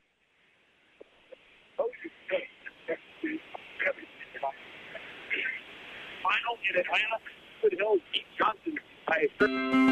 Just like the trainer on a football team, a good body shop focuses on how to keep an aging body strong and healthy after years of wear and tear and abuse. A good trainer can extend an athlete's career tremendously. By the same token, the front line at Lester's Body and Paint can keep your car on the road longer and looking its best. That's because Lester's trained specialists use state-of-the-art materials and equipment and know what work your vehicle needs to look its best. Don't get sidelined. Call Lester's today at 770-534-5322. Today's housing market makes this the perfect time to remodel your home. And now Jackson EMC offers low-interest financing and almost $1,000 in rebates for energy-efficient upgrades. We offer low-interest financing for 36 months, $400 rebates for Energy Star-rated heat pumps, and $525 in rebates for energy-efficient water heaters. Applying is easy. Visit JacksonEMC.com. Financing provided by a strategic partner. Restrictions apply. It's important to use the right equipment for the right job. It's just as vital to get the right equipment from the right company. Piedmont Tractor and Equipment specializes in service, sale, rental, repair, and parts for most 2- and 4-stroke engines in Gainesville. They'll also service lawn equipment, compressors, tractors, generators, tillers, pressure washers, and more. Their small engine shop is open on Saturdays. Brian Hollis and his staff have been servicing North Georgia for 22 years. Drop by today at 1780 MLK Jr. Boulevard or online at PiedmontTractor.com. When you think of tailgating, think of Long Street Cafe. From barbecue pork, chicken, and brisket to their delicious Brunswick stew and hand-breaded chicken tenders with all the trimmings. It'll break that fast food tailgate cycle once and for all. With 2 convenient Hall County locations on Riverside Terrace and Pearl Nicks Parkway, pick up Long Street Cafe on the way to the game. Check out their full menu online at longstreetcafe.com. Proud sponsors of the Hall County Fellowship of Christian Athletes. Long Street Cafe puts the home in cooking. Wrap up your workday with conversation that matters. The time is right for a talk radio show that will make you think and feel. I guarantee both. It's the Ken Coleman Show, weekdays 5 till 7 on AM 550 and FM 102.9 WDUN. Welcome back to Cleveland, Georgia. Halftime here at White County High School, 14-7. White County with the lead against North Hall. Having a few technical difficulties, but we're working them out up here in Cleveland, Georgia. Let's give you the first half highlights of this ball game. We'll give you the rest of the scores here in just a little bit other action from around the area, but we'll get you updated on what's happened in this game so far. North Hall, the first time this year, trailing at halftime. 14-7 is your score. Trojans got the ball to start this game, and they punted it away. Had a big play from Andrew Smith to get a first down on a 3rd down and long, and then with the help of a personal foul penalty for White County, they're up near midfield. Ended up having to punt it away, though, to White County. White County got it on their own 16-yard line for their first offensive possession. It only took a couple of plays for this offense that has really struggled this year at times, especially over the last 3 weeks. But it did not take them long to get a big, big play in this game. Vanderbilt will pitch it left side. He gets to the 20. He gets to the 25, turns the corner, and he's loose. To the 40, 45, cut it back inside, and a lot of green in front of him. 40 to the 30. He is gone. Touchdown for White County. 80-yard run for the score. White County on the board. That was Coley Loudermilk, the senior. 80 yards on that touchdown run for White County. And what a run by Coley Loudermilk to give White County an early 7-0 lead. North Hall starts on their own 20 on their second possession. They march somewhat down the field, near midfield, and then a big play from the Trojans ties this one up. 2nd down and 6 to go. Handoff going to go up the middle. Little, he's loose across the 50, 40, 35. Got one man to beat. Cut it to the right side. 15 to the 10. Dive, can't get him. Touchdown, North Hall. Zach Little with the score. 61 yards of the touchdown. That tied it up 7 apiece between North Hall and White County. The two teams traded punts as we headed into the second quarter. White County, excellent field position for them, had it on their own 48-yard line, and a long field goal try by Wesley Saunders was no good, just off to the left. A 47-yard field goal try. Got to give him credit for trying on that one. It was off to the left, though, and we stayed tied 7 apiece. North Hall punted once again. In fact, in the first half, North Hall's offensive possessions, they had 5 of them. They had 3 punts, a turnover on downs, and then that 61-yard touchdown run by Zach Little. That was it for North Hall. This offense that scored over 50 in every region game this year, averaging 51 points on the season. So 7-7 was your score midway through the second quarter, and White County got it going again. Once again, they started deep in their own on side of the field. They started on their own 16-yard line. So they moved it down the field, got it in the red zone, and on goal-to-go play, they went to the air to take the lead in this one. Fake the pitch. Vanderver rolling to his left, flushed out of the pocket, just about tackle the backfield. Still loose, throws toward the end zone, jump up, and I think it's caught. Touchdown, White County. What a catch. Jumping up and making it Dalton Whitfield. And so that made it a 14-7 game. This offense at times has looked really good for White County, and quite frankly has looked better than North Hall's offense so far tonight, which we did not expect at all. This White County offense has scored 13 points over the last 3 games, including a shutout loss to Blessed Trinity. But they lead 14-7. Told you about North Hall turning it over on downs. They did that on their last possession of the first half. Went for it right around the 40-yard line of White County. Looked like they had a chance to really make a move, but they turned it over on downs. White County can't do anything in their last minute with the ball. And so here we are at halftime. It is 14-7. White County with the lead against North Hall. We'll take a break. We'll come back, give you the first half stats after this. A touchdown lead for the Warriors here in White County, looking to upset the number 4 team in the state.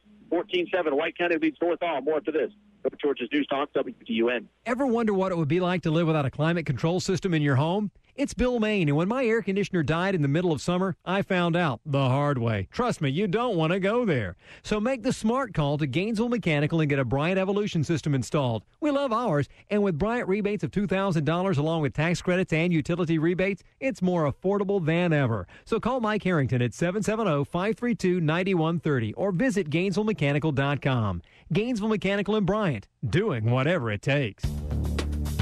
Get up to an $80 Cooper Tires Visa prepaid card when you buy 4 qualifying Cooper tires during the Take the Money and Ride Savings event at Oakwood Tire. Now through November 5th, visit Oakwood Tire or CooperTireRebates.com for reward forms, official terms, and conditions. This card's issued by CenterState Bank of Florida, North America, pursuant to a license from Visa, USA Incorporated. Life's a road trip. Come on, let's go. Oakwood Tire, Atlanta Highway, just south of exit 17 off 985.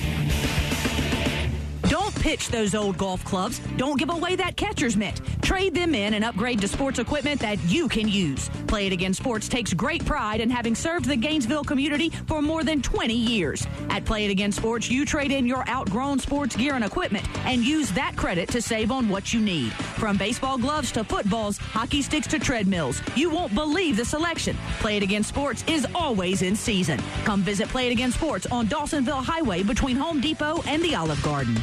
This is David Foley, the voice of the Gladiators, inviting you to join Atlanta's one and only for opening weekend as another action-packed season of pro hockey begins at the Arena at Gwinnett Center on Friday the 18th and Saturday the 19th against division rival Greenville. For tickets and information, just visit the official team website at GwinnettGladiators.com. And when you can't make it to a game or your Glads are on the road, tune in for my live play-by-play call right here on North Georgia's News Talk, AM 550 and FM 102.9 WDUN. Noon until 3 is prime time for great talk with Rush Limbaugh on AM 550. Of course. And Dave Ramsey on FM 102.9. The first secret of success. That's why North Georgia's News Talk is WDUN. Still got about 10 minutes to go before we get the second half underway. 14-7 your score. White County leading North Hall here at halftime. First time this year the Trojans have trailed at halftime. Let's give you the first half stats of this ball game. Total yards, White County, as you would figure, if you've been listening to this game, White County offenses look good. They've turned up over 200 yards of offense, 212 total yards for the Warriors, 143 rushing, 69 passing. Meanwhile, North Hall, 179 yards in this game total, 151 on the ground, 28 through the air. Both teams have punted this ball a little more than they wanted to. North Hall with 3 punts. Dan, when's the last time we've seen North Hall get 3 punts in one game? In one half. Yeah, that's a rarity. And I was talking to Morgan just a few minutes. Morgan Lee, sports editor, was telling me that the only game that they've had they trailed in was the Jefferson game. That was just the first quarter. Wow. They've really dominated this entire season, especially when they've gotten in the region. But so far tonight, White County has come up and pretty much done the old proverbial hit them in their mouth so far in this ball game. All right, individual leaders for White County. Coley Loudermilk had that one run, and that was it. And it's enough to be the rushing leader. Why not? One rush, 80 yards on that touchdown run, first score of the game for either squad. Maurice Sutton, 6 rushes for 24 yards in this ball game. Dalton Whitfield, boy, the numbers don't really dictate what he has done. 5 rushes, 24 yards in this game, but he's also caught a pass. I'll tell you about that in a minute. Meanwhile, rushing leaders for the North Hall Trojans. Brandon Dyer has 6 rushes for 12 yards. Leading the way, though, Zach Little. 7 rushes, 80 yards in this ball game, averaging over 11 yards every time he touches the ball as a ball carrier. Andrew Smith, the quarterback, has had an impact as usual. 4 rushes, 37 yards in this ball game. Destin Bennett, the big fullback, 4 rushes, 19 yards. Zach Little with the lone touchdown in this game. A rushing touchdown for Little on that 61-yard touchdown run. A.J. Vanderbilt, quarterback for White County, 3 of 6 passing for 69 yards, and he has thrown a touchdown. That was to Dalton Whitfield on a big 3rd and goal play. He found Whitfield for the score from 9 yards out. Whitfield just out-jumped everybody in the end zone to catch that touchdown pass. And Coley Loudermilk doing it as a receiver as well. He has 1 catch for 42 yards in this ball game. Coley Loudermilk. Great job for him on the ground and as a receiver. The lone catch made for North Hall with Andrew Smith going 1 of 1 for 28 yards. That was Nolan Tucker. He caught that pass for 28 yards in the ball game, and that's it. It hasn't necessarily been a lot of defense so far in this one. It's been some timely defense, I guess you could say, Dan. You look at these two teams, just 14-7, but it feels like there could have been more points on the board. It's kind of fun watching these two offenses do their thing because White County has looked really good at times in this game. You know, White County is showing a little variety. They're doing a couple different things, and they're catching North Hall off guard in certain aspects, and then the other aspects they're just doing what they do. But both defenses have been up to the challenge, and other than just a few missed assignments, and that's where you're getting your scoring opportunities. That's the same with, I guess, every single game. So I guess I'm kind of talking in circles here, but it's a very interesting game to watch because nobody's really clicking. No, you're right. If that makes sense. Nothing's really clicking. It seems that White County may be clicking a little bit more. You have to appreciate what they've been able to do, kind of turning it around. Last week, everybody's getting punished by Buford pretty much. Tough sledding as far offensively going up against the Buford defense.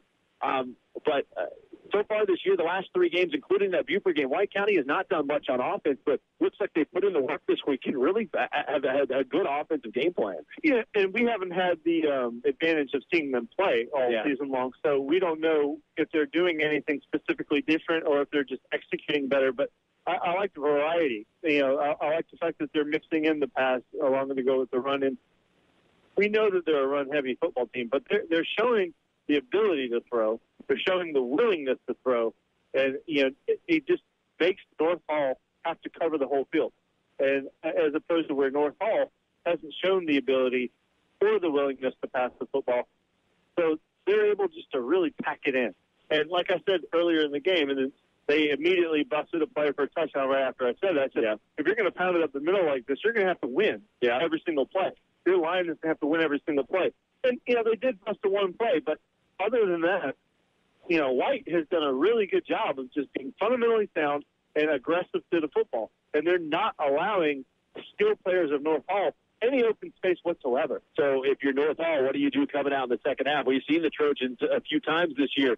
They know what their offensive identity is for the most part. That's that big wishbone attack and just try to run it right up the gut. They're going to come up with something else, right? It's like I said earlier in the game, but I don't know if they're able to do it. Yeah. But I would love to see them come out in a spread formation. Really spread it out. And I'm not talking about throwing the ball over the place. I know that's not in their DNA, and they won't do that. That's not ever going to happen for the Bob Christmas football team. They're not going to come out 5 wide throwing a football. But I would love to see them come out, spread it out, go sideline to sideline with the formation and really spread out that defense and thin them out up the middle. That way you can still run your offense. You don't have to deviate from what you want to do. You can still run the football, but get them out of the box. And if they don't want to go to the box, now you have an easy throw to the sideline, and you may only get 6 or 7 yards, but that's 6 or 7 yards. Yeah, absolutely. This North Hall team averages over 300 rushing yards per game. They're on their way to getting 300 rushing yards, but for the most part, they've not been able to find the end zone. Other than that one long run by Zach Little for the score that tied it, that's been it for this offense. We'll see what North Hall comes out with in the second half. 14-7, White County with a lead on the number 14 in AAA. The North Hall Trojans. Second half coming up after this on North Georgia's News Talk, WDUN. This is Debbie Lawson Davis. My father started Lawson Air Conditioning and Plumbing in 1946. Now, serving our customers with excellence is still our number one goal. You never get a machine when you call us. 24-hour service, even on holidays. For experienced customer service, turn to the experts. Carrier and Lawson Air Conditioning and Plumbing, Hall County's only Carrier factory authorized dealer.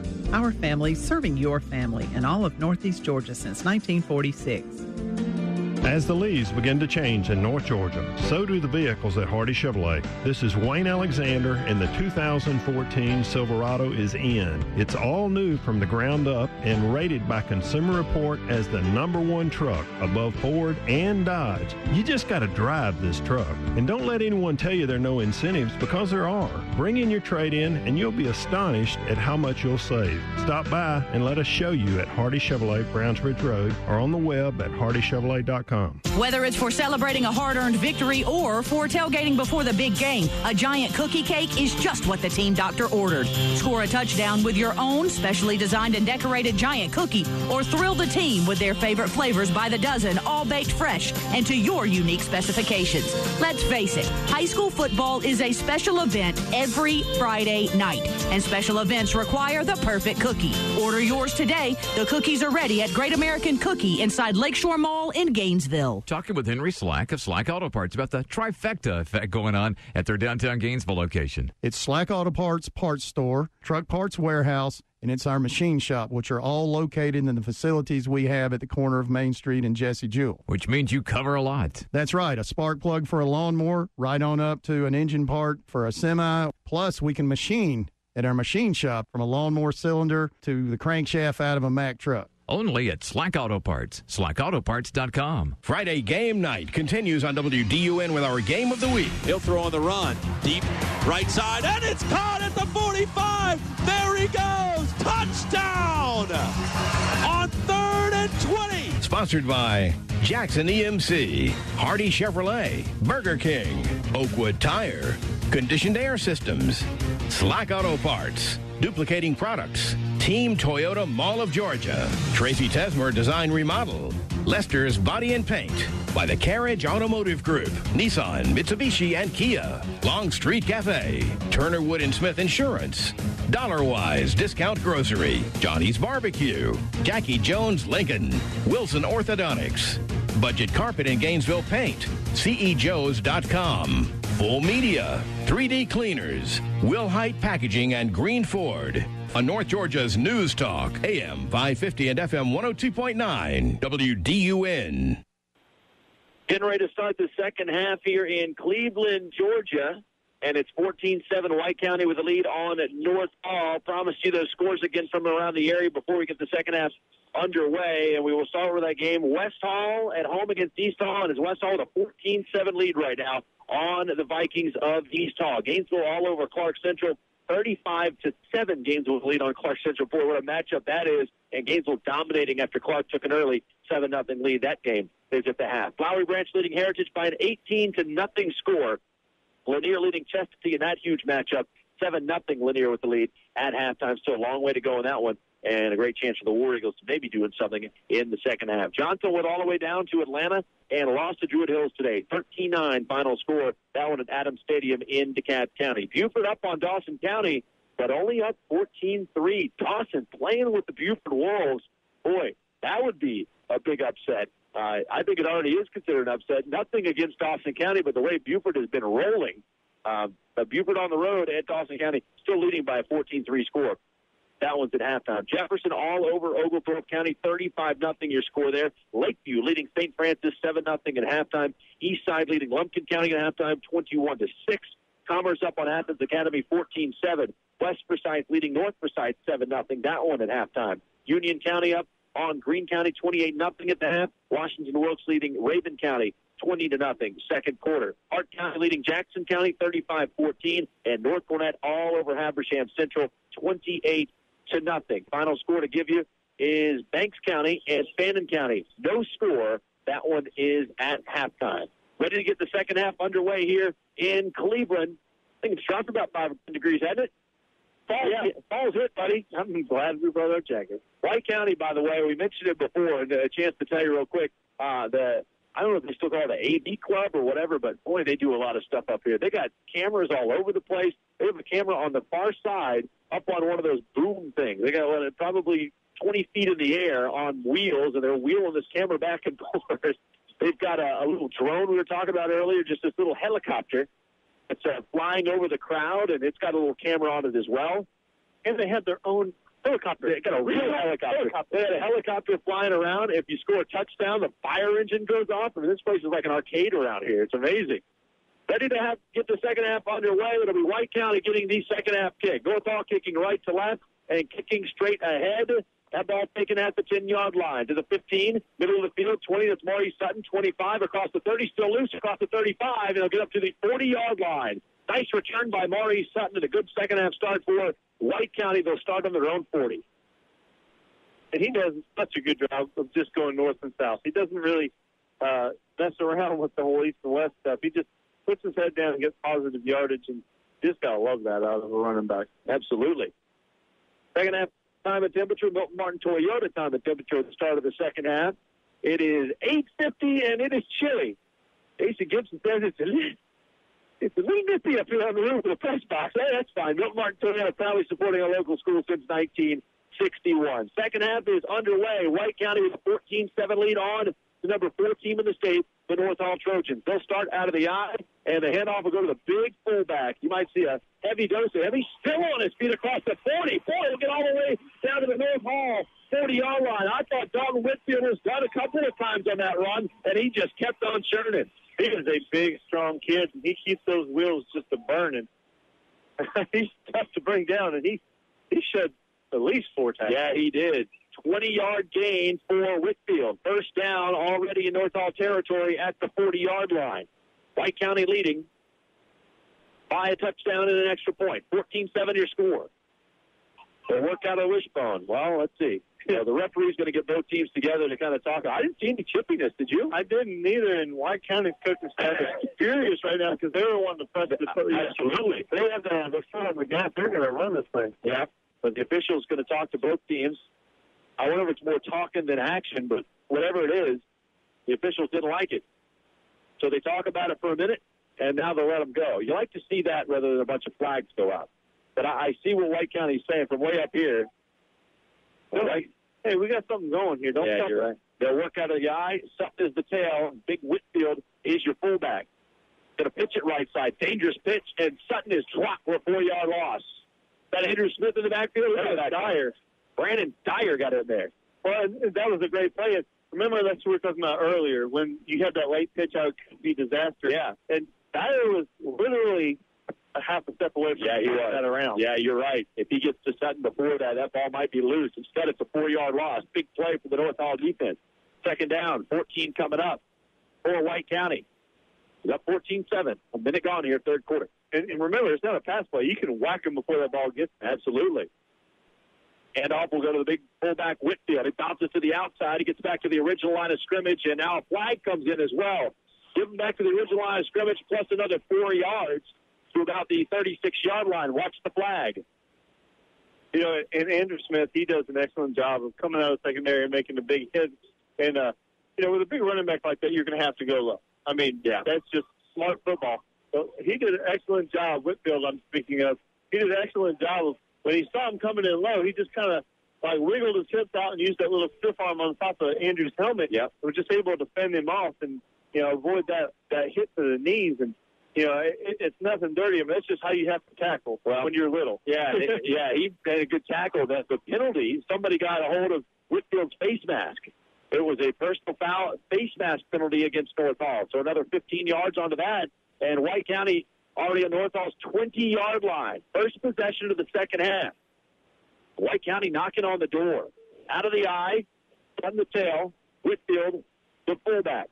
And off will go to Whitfield. Bounce to the right side. He's across the 15 and down near the 10-yard line, close to a first down on first down. Nice first down run to get another first down or get close to it.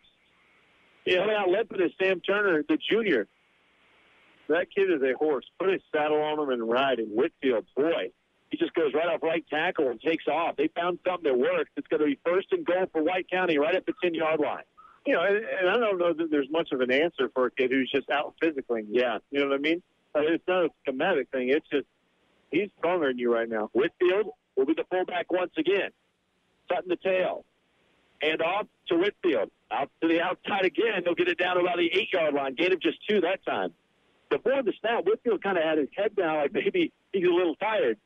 Well, you know, I mean, North Hall's not giving him anything. No. It's not like he's just running in the daylight. I mean, he's earning everything he's getting, and you know, it takes a toll on you, especially when a lot of these kids play both ways. And that's something that everybody in this portion of the state is very familiar with these schools. A lot of the kids do play both ways. Yep. It's not, you know, not 6A football where you got 100 kids on the football team. Yeah, you're right. They moved that ball up about another half yard, so it's going to be second and goal from about the 7. Whitfield again, the fullback, Sutton the tail. Vandiver hands it off up the middle. Whitfield maybe got to the 5, got right to the 5, so gain of 2 more, but it'll bring up third down. Yeah, he's going to keep one of these. Yeah, absolutely. Vandiver's going to keep. Yeah, you're right. Because he's had a little bit of room. Not like just a gaping hole or anything like a bad decision. And it's not wrong to go to Whitfield up the middle because now he keeps getting positive yardage. But I just have this suspicion that he's going to pull one. We'll see if North Hall is smelling the same thing you are.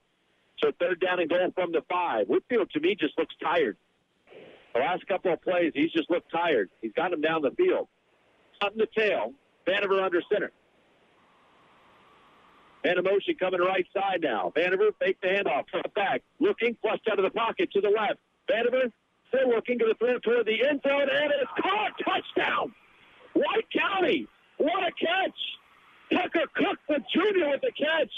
Right in the front part of the end zone, right near the pylon. Nice throw on the run by Vandiver as well. And he had him open a little bit earlier, but it was very similar to the play where he threw it up top to Whitfield, where the receiver just pointed, and he's like, look, this is where I'm going, and I want the ball. And he gave it to him right where he asked for it. And, you know, when you reward a quarterback with catching that – when you reward a receiver with throwing that ball and then he catches it, right, it makes you more comfortable and willing to go back. Oh, absolutely. Snap for the extra point. The kick is away, and it is good. North Hall is in some trouble here. Number 4 team in the state trails 2 touchdowns. 21-7. White County with a lead, 8:42 to play. Third quarter. North Georgia's News Talk, WDUN. Fall into savings at Green Ford. This is Jeff Agnew, and leasing has never been better than what you'll find at Green Ford this October. Come see the Oktoberfest specials, like the Ford Focus starting at just $179 per month, the 2014 Fusion for only $199 per month, and the best-selling truck in America, the F-150, for only $279 per month. So hurry before these deals change like the leaves. Based on a 36-month lease, 10,500 miles per year, $22.29 due at lease signing.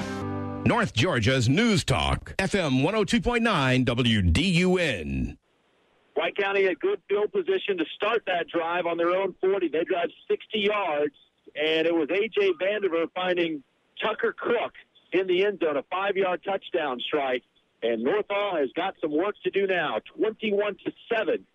White County with the lead. So we'll see what the Trojans can come out with here in the second half after their offense. This offense that averages over 50 points a game and has just been killing every defense in this area has struggled here tonight against the White County defense and knows what it wants to do. Saunders to kick it deep. We've seen Wesley Saunders, this kicker. I think he has a chance to play the next level. He can really boot that ball. And we've seen him do nothing but kick it in the end zone. This time, though, returnable at the 2-yard line. To the 5, to the 10, 15, cut it right side, and won't make it the 20. Brandon Dyer. He might have been surprised just like we were. It started their own 19. Hey, I'm not exactly sure why they don't allow them to run it out, but I wish they would. Yeah, they never have. North Hall, every possession started at the 20-yard line. This one starts at the 19. That hasn't helped this offense. It's struggled a little bit. So the work out of the wishbone once again, 8:36 to play. Not only does that White County drive big because they scored a touchdown, but they took a lot of time off that clock, Dan. They sure did. That clock kept moving with that rushing offense. There are a ton of delays in this game. Yeah, there were. They just threw a ball all the way across the field, one referee to another. What that was about. I don't know. It's just nothing. I mean, it's not a bad football game, but just, nothing feels smooth. No, it's the flow has been a little interesting in this one. The North already out of the wishbone. Smith going to keep it himself around the right end. Stillers 25, 30, across the 35, and finally knocked down 36-yard line. Andrew Smith keeps it that time. Squirts out of the hands of some defender over there on the far side and got about 20 extra yards. You know, it's coming to that point in the football game where you have a player who, you know, they get frustrated. And he's like, you know what? Dang it. Give me the ball. Yeah. Andrew Smith definitely could be that guy. That was a gain of 17. Two-back step this time. Smith going to keep it himself up the middle. He's across the 40. He's loose. Cut it right side. Still has it across the 50. And finally, he falls down near the 40-yard line. He tried to make one extra move, and I think he screwed himself up. But got all the way to the White County 41-yard line. Yeah, he made one little move too many. Yeah. But, I mean, you know, a lot of times you see it in basketball where a kid will just, you know, a dominant player will take the ball and just take over. And I think we're at that point now because he's not looking to hand the ball off. He's like, you know what? Put it on my shoulder. I'll do this, boys. That was a gain of 23. First down to the 41-yard line. Smith going to keep it himself once again around the left end. Stillers, who breaks the tackle, and he gets down on the 34-yard line. That should have been a gain of about 2. Instead, it turns into a gain of about 7. And it's now for Loudermilk there. He's gone. Yeah, you're absolutely gone. They're wrapping him up. They just can't get him down. What a run by Andrew Smith. 3 straight. He has his hands on his hips. You know, he looks slightly winded here. The North Hall contingent was kind of complaining there because it looked like he slung him down, but that's not necessarily true because when Loudermilk tackled him, his body was on top of Loudermilk. Yeah. So he had to spin him around because he wasn't technically down yet. 2 backs here for North Hall. Smith going to give it to the fullback, Destin Bennett. He'll get up near the 30-yard line. First down once again for North Hall. North Hall player, Andrew Smith, slow to get up. And he took a shot away from the football. Yep, he is up, though. It took a minute. Yeah, North Hall's contingent had a right to be a little bit upset on that. Yeah. But, you know, as often as he keeps the football, that's what I was going to say. It's, you know, it's justified. That's why there was no flag. Yeah. I mean, it's part of the game. You just don't want to see your quarterback get whacked. First and 10 from the 30-yard line. They're going to pitch it right side. There's Zach Little. Boy, he got tripped up. Had a chance to gain a few more. Somebody got in the backfield, though. Ends up being a gain of about 1, maybe 2. You know, it might have been his own guy who got knocked back into him that tripped him up. I didn't catch the number, but there was a kid on the outside that got kind of just whacked. Yeah. Fell backward. Call it a gain of 2 there for Little. 2nd and 8. Under 7 minutes to play and a fast-paced third quarter. 21-7, White County with the lead. 2 back set again for North Hall. Smith will keep it himself. Nowhere to go this time, and he'll go down. And he lost about 3 yards. It's going to bring up 3rd and 11. You know, that play notwithstanding, this is the most aggressive they've looked all game. Yeah, you're right. They're getting a little bit of a push up front. The kids look like there's a little bit of urgency, and that's good to see. You know, you love to see that out of the kids when they show a little bit of urgency. Well, a little wake-up call. They know the situation. It's a wake-up call when you're down a touchdown at halftime. It's an even bigger wake-up call when the other team goes down and scores first possession of the second half. 3rd and 11 for North Hall. Smith going to hand it off. Little, nowhere to go. He stuffed to the original line of scrimmage at the 30-yard line. It's going to be 4th and 10. Boy, oh boy. Yeah. You got to figure they're going to go for it here, though. Yeah, I understand staying within your system, but I do not understand that play in particular. I thought for sure they'd go to the air. Well, now you have to go to the air. Either go to the air or do something option-based to where you're going to try to, make a decision based on what they're showing you, whether pitch or keep, that type of situation. But just a straight dive on 3rd and long, straight handoff, you're right. Very, very difficult. Andrew Smith will work from under center. That wishbone look again, and now we got whistles. And a timeout taken by North Hall. Bob Christmas wants to talk about it. First timeout taken by North Hall the second half, and we will take it with them. 5:28 to play third quarter. 21-7. White County with the lead on North Hall. North Georgia's News Talk, WDUN. In any professional sport, a championship team is made up of a group of highly trained specialists. The same is true of my team. Hi, I'm Brooke with Conditioned Air Systems. Our employees are factory certified, and the equipment we sell and service is second to none.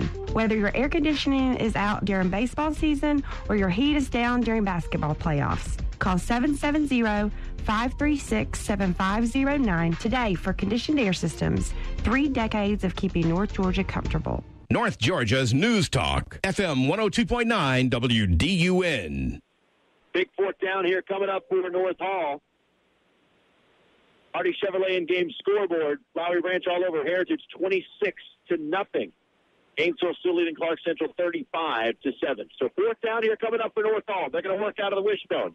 Got to get to the 20-yard line for a first down. They trail by 2 touchdowns in this one. Number 4 team in the state is on the ropes. Andrew Smith going to keep it himself. Pitch it right side. Zach Little nowhere to go. He falls forward for a gain of about 3, but they're going to turn it over on down. They still did not want to go to the air. They tried the option. Didn't work. White County will take over at about the 27-yard line. Now, see, that play right there is the play that I was talking about on 3rd down. Something a little bit different. Give you some type of an option to figure out what you want to do, and then make it a manageable 4th down. If you already know you're going to go for it. I always like to say try to get half. Get half of what you're going to get, and to make it manageable. And the straight dive, I don't feel like it gave them, any options. Not too many on 4th and 10. I mean, granted, if you block it perfectly, you might be able to bust it up the middle. Right. And maybe that's what they were hoping for. Like, hey, this is the least likely play they expect us to run. Let's try to bust it. So I could see the thought process. I don't agree with it. Here's the White County offense. First and down at the 27-yard line. Give it to Whitfield. He stiff arms a man. He'll get outside the 35, close to the 40-yard line. That big fullback is doing some work here for White County. Andrew Smith is the man that got stiff arms, and he looks exhausted out there right now. Andrew Smith is tired. This North Hall team is just getting tired. They're having to, really press. Yeah, they are. That was a gain of 13 for Whitfield. First down to the 40-yard line. 5-10 and counting, third quarter. North Hall's defense needs a stop. Turnover wouldn't be bad for them either. They'll work out of the eye. Whitfield is the big fullback, shutting the tail. Vandiver under center. Hand it off to Whitfield again, and he's wrapped up. Still got about 2 yards. Jumped over a defender for that gain. It'll be second down from the 42. It's not going to be long before Whitfield starts running out of gas. Yeah, they're riding him hard right now. Yes, they are. And now we got whistles, and a player is injured. He's hopping off the field for White County. So he makes it off the field. And now we got an injury timeout. The official's taking a timeout on the field as well. We'll keep it here. 4:43 to play in the third quarter. 21-7 is your score. So White County, whether they score or not, if they, I would think their goal would be something along the lines of let's waste the rest of the third quarter with the ball. Yeah, if they can sustain this drive and really just eat up on that clock, they're putting North Hall in a tough situation because they're going to have to start airing it out. So they're not getting anything on the ground. And, Andrew Smith is getting, the most yardage. Yeah, he's really doing a good job. But, I don't know what it is. Something's just not right. I don't want to say they did because neither one of us are there. It's not fair. Right. It almost comes across just watching the game like they weren't prepared for this. Yeah. Well, White County has taken away a lot of what they want to do. Right. I mean, it's not that they weren't prepared for the week. It's almost like one plan A didn't work. They were like, oh, well, we didn't really have a plan B. Right. We thought plan A was going to work just fine. We'll see if plan B comes out here. Hand off to that man, Whitfield. Again, he will just turn his legs forward. He'll get across the 45. He was hit first around the 44-yard line, but still able to get another about yard and a half, just out of pure effort and some muscle as well. It's going to bring up 3rd down and 5, though. Big spot here for the North Hall defense. There's a big play in this game. Well, it may be a big 2 play. Yeah, you're right. White County might go for it, although I don't know if I would. If they don't get it here. With the success that Whitfield's had on the ground, you'd almost certainly think that they would just hand them the ball twice and just roll the dice. Under 4 minutes to play here, third quarter. A 2-touchdown lead for White County, the underdog at home here tonight. Out of the eye once again. Take the handoff. Vanderbilt going to keep it himself. He will run and not get the first down. He kicked the pitch at the last second. Got to about the 47, but it's going to bring up 4th down and about 3. So decision time here for White County. Now, a conservative person would punt it and pin them deep. But I don't know how conservative they want to be here. I mean, because you have a 2-touchdown lead. North Hall hasn't shown the ability to really move it. So I would think they would just go dive right here. Yeah, I think they're going to go for it. I'm not second guessing. I'm saying it before the play. I don't make it or not. I don't disagree with this at all. One back for White County on 4th and 3. Let's see if they're just going to try to draw them offside, and now whistle, and they are going to take a timeout. So White County takes their second timeout. They didn't really give that a shot, did they? No, they didn't. Sutton was one of the wing backs and kind of jumped back at the last second. And that was it. The other person who's kind of disappeared from this game offensively is Loudermill. Yeah, you're right. So had that really big run. I think they're going to punt it now. Yeah, I would think they try to draw them off sides and then they come out and punt it. If you don't get it here, you're giving North all the short field. Here's my thing. I don't think you have a wrong decision here. Yeah. You're up by 2 touchdowns. You've shown the ability to run it on the ground. I don't disagree with what you're saying at all. Is that don't gamble if you don't have to. Right. But the way I've always looked at it is whether you are or perceived, if you're the underdog, then you have, like if you're a fighter, you got the champ on the ropes. Yep. You're going to play conservative because you might be ahead on the scorecard, or are you going to try to knock him out? That's a good point. They will punt it away. North Hall didn't have anybody back deep, and now Andrew Smith will try back there. 4th down, here's the snap, and Smith still is backpedaling at the line drive kick at the 10, rolls inside the 5. It might roll. Oh, just does make it across the goal line. You saw a gunner just run down there and try to dive on that. That thing just rolled like slow motion just across the goal line before Sean Greer, the senior, could get there. And you heard everybody in the stadium, whoa, ball. Whoa, ball. Whoa. Dan, North Hall has had, this is going to be their 7th offensive possession. They've started at the 20-yard line 6 times and started at the 19-yard line once. Their best field position is at their own 20-yard line for the night. Unbelievable. They're not getting any help from special teams in White County. It's played a very good game. Give them credit. North Hall going to start on the 20-yard line. Smith takes the handoff, rolls right, going to throw on the run. Got a man. It's caught across the 30-yard line to the 32. First down for North Hall. They went to the air. You got to have tempo right here. You need to be on the ball, ready to go because, you did a great job of spreading them out. And, now they're thinking about, are they going to keep passing? Right. And now they're huddling up. Yeah.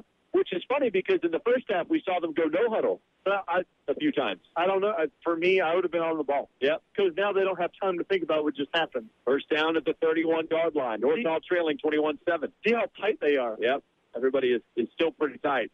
Handoff up the middle. Still on his feet. He'll get across the 40-yard line. First down and more. Up to the 44-yard line. And you would love to see a little bit. Here we go, a little bit of tempo. There you go. Zach Little, the ball carrier. So first down for North Hall. The other thing, too, is you have to wonder how fatigued they are because a lot of their guys are going both ways. Good point. First down on their own 44. North Hall trailing by 2 touchdowns. Number 14 in the state. Their backs against the wall. Under 3 to play here, third quarter. And we got whistles and a flag. And it's going to go against North Hall. Oh, boy. Not a momentum killer, but definitely a punch to the gut there. That's a shot in the foot. Yeah, you're right. So it'll be first and 15. Back them up to the 39.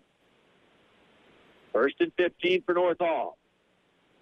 Out of that wishbone again. Tight ends on both sides. Smith going to keep it himself. And, he handed it up the middle, didn't he? Yeah, that was Destin Bennett. Destin Bennett ends up. Yeah, Destin Bennett getting the carry, and he got it back up across the original line of scrimmage to the 48. My apologies. So it'll be second down and about 7 to go here. Wishbone look again for North Hall. Smith will keep it himself. He'll give it to the second man up the middle. And close to a first down. Missed it by about a yard. Brandon Tyre, ball carrier that time. And this is really difficult to see, especially with this back turn to us, and everything's so tight. North Hall's offensive formation, they're just really packed in, and their defense is really, really packed in also. So there's 22 guys within a 15-yard radius. Yeah, you're right. They weren't going to huddle, and now they're going to go back and huddle. And talk about this on third down. 3rd and 1 for North Hall on White County's 48-yard line. Got to get really close to the 46 for a first down. Out of the wishbone, Smith hands it off, up the middle, and breaks one loose across the 40-yard line down to the 39. Zach Little was one tackler away from busting that thing into the end zone. And we've seen a lot of people on the left side of the field between the 35 and the 45. It looks really slick in there because we've seen a couple of people lose their footing right in that general area. It's about time of the night when the grass starts to get a little wet. Out of that wishbone on first down for North Hall.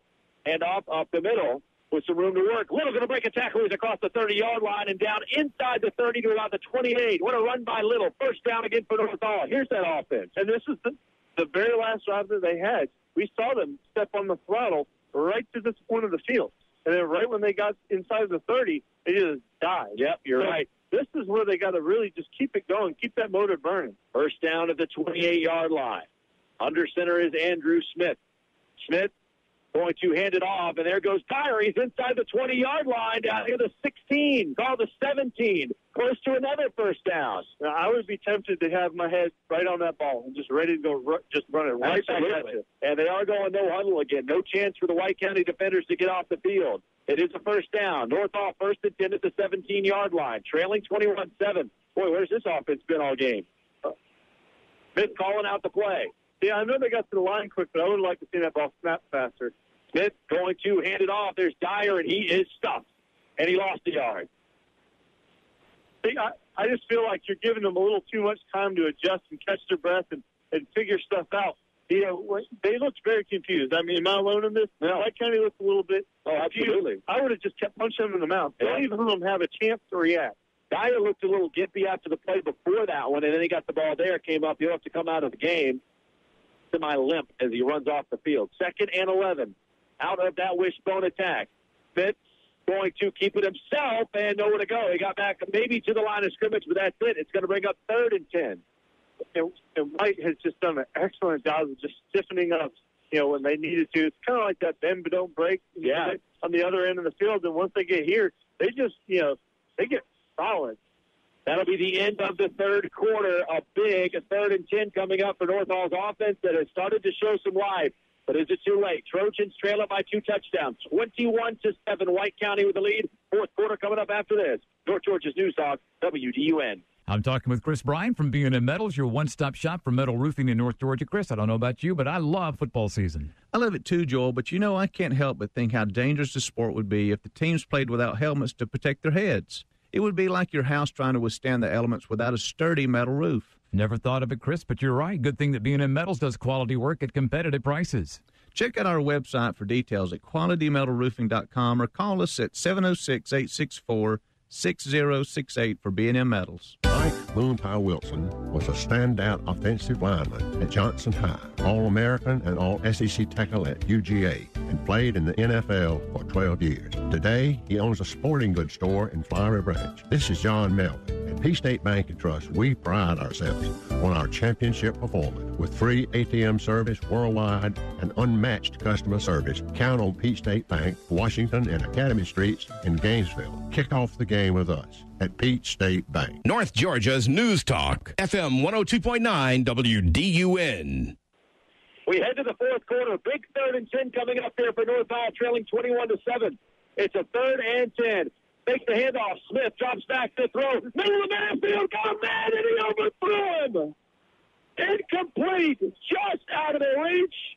It'll bring up 4th down. Will Cape was wide open in the back of the end zone and just a little too tall for him. 4th down coming up.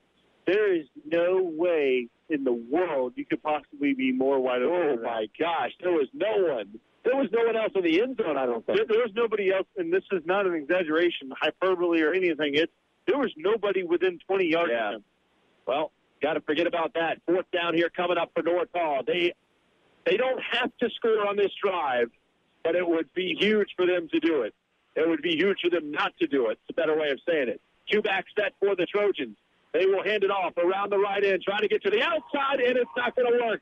Zach Little got to around the 14-yard line, and they'll turn it over on downs. They throw it on 3rd down for an incompletion. It was almost a touchdown. They go back to the ground on 4th down, and White County will take over 11:49 to play in the ball game.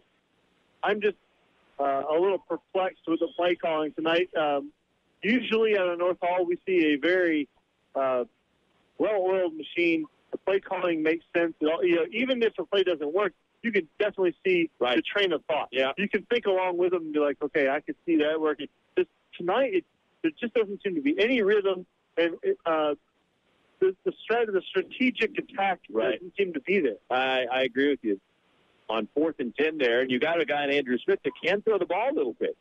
Single back set here for White County. Hand it off, give it to the man that came around the end. He'll get to about the 18-yard line. And that was Coley Loudermilk, who we haven't seen much of since that 80-yard touchdown run. So it's a gain of about 4. 2nd down and 6 coming up. 11.5, and that clock could become an enemy as White County's offense that loves to keep it on the ground starts to try to turn out some yards. I know there's a lot of people who probably aren't here or even listening to the game who might, read in the paper or on the if anybody buys the paper anymore, but go online and see the final score and be like, wow, that's a fluky thing to happen. It's really not. Wow, no. White County has earned They have played a very good game. High formation here for the Warriors on 2nd and 6. Give it up to big fullback Whitfield, and I think the defense was kind of waiting for him to get the ball. They stack him up. He got maybe a half yard. Big 3rd down here coming up for North Hall's defense. I mean, I like everything that they have come out here to do tonight. They have just been physical. They have stuck to their guns. They've done exactly what they wanted to do. And defensively, here in the second half, not more so than the first half. Because the first half, they pretty much dominated, I would say. But in the second half, they've given up some yardage outside of the 30. But once the ball gets inside the 30, they have been tough as nails. Right, they've been a different defense. 3rd and about 5.5 here for White County. They need to get to the 24 for a 1st down, and we might have a delay of game. Boy, that hurts White County right there. It will be a delay of game. They'll move it back 5 yards. It'll be 3rd and 11. North Hall's got to get that ball back as quick as possible. Coach Smith ran up to him with the clock. He's like, oh, I still got time left on my bro. He's like, well, unfortunately, we're not playing by your watch. So 3rd and 11 here. 10:18 to play. They're going to synchronize watch. I guess so. All right, now we're ready. Okay. They are right next to each other. All right, ready? Go. They just synchronized. 3rd and 11 here. Man in motion coming right side. Vanderbilt going to throw this football. He gets flushed out of the pocket at the 5-yard line, going to throw on the run, and incomplete. Threw it out of bounds. So the clock will stop, 10-11 to play. I think that's a little bit of the, they could have run their offense, just took more time off the clock. That's a little bit of that underdog mentality. Go for the throw right there, right? I mean, absolutely. I mean, you were in a 3rd and long. Chances are, you're probably not going to get the first down running it. And, Vandermeer, he's given them every reason to believe he can complete passes right now because he's throwing the ball extremely well.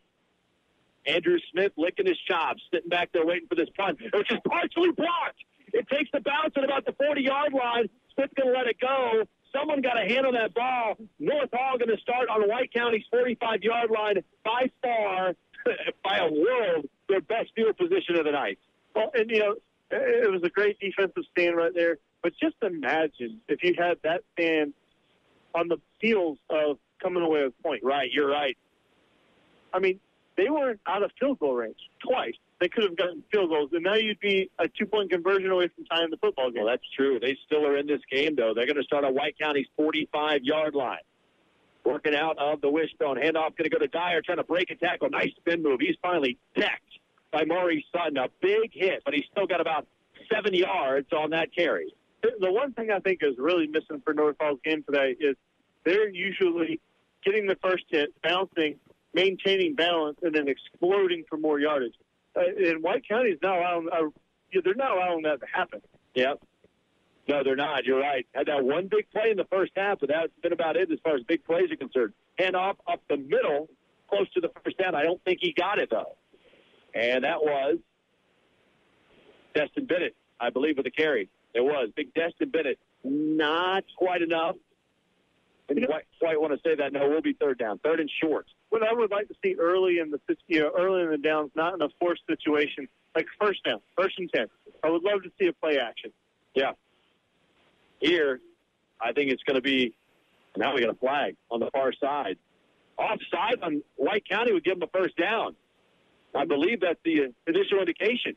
It is. It will be a 1st down. And Bill Ballard is very mad. One of the coaches, I believe it's Ballard, is want to know how that happened. I think it's number 51 on White County because earlier in the game when they were lined up in the middle of the field, it always looked like it was over the line. Yeah. And, usually you'll have the umpire, the guy in the middle of the defensive catch, a linebacker stand. Usually he'll get it in there, a play later or something like that. Somebody will bring it to the Texans if they hate to back up a little bit. Right. They haven't really done anything. No, they called it there. 1st down at the 30. They're going to pitch it now left side, and nothing doing. I believe that was Will Cape. It was. They got the carry. We haven't seen much out of Will Cape. He was the man that was all alone in the end zone on that incomplete pass. Got a yard. That's it. 2nd and 9. Clock continues to run. They're not getting out of bounds. 8.5 to play in this ball game. North Hall trailing 21-7. You can definitely tell that North Georgia air is getting a little moist. You're right. They're all kinds of wet. 2nd down and 9. Smith takes the handoff. Going to roll right. Smith's going to take off and run. He's got room. 25, and he should have enough for the 1st down. He was sandwiched between a couple of defenders. Hit him pretty hard. But he has the 1st down. Clock will stop. 8:09 to play. Just inside the 20-yard line. And see, I like that play action there. They just a little play action boot right there. It looked good. I mean, he was able to run and pick up the 1st down. He was looking to throw. He was looking to throw. Yeah. It gives you options down the field. It's like if you haven't taken it, if you don't run it, you don't necessarily have to pass it. But I want to see that play action and just make White County think, hey, they might throw it if we just keep stacking the box. Yeah, you're right. They'll work out of the wishbone once again.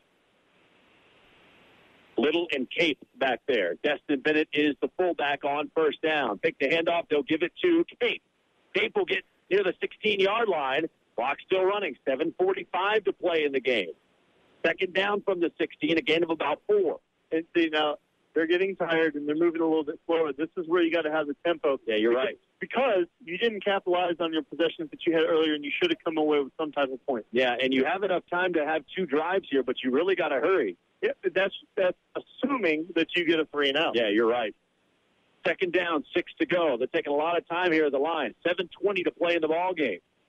Out of the wishbone once again. Hand off Destin Bennett up the middle, and he's near the 10-yard line. Very close to a 1st down. I don't know if he got it.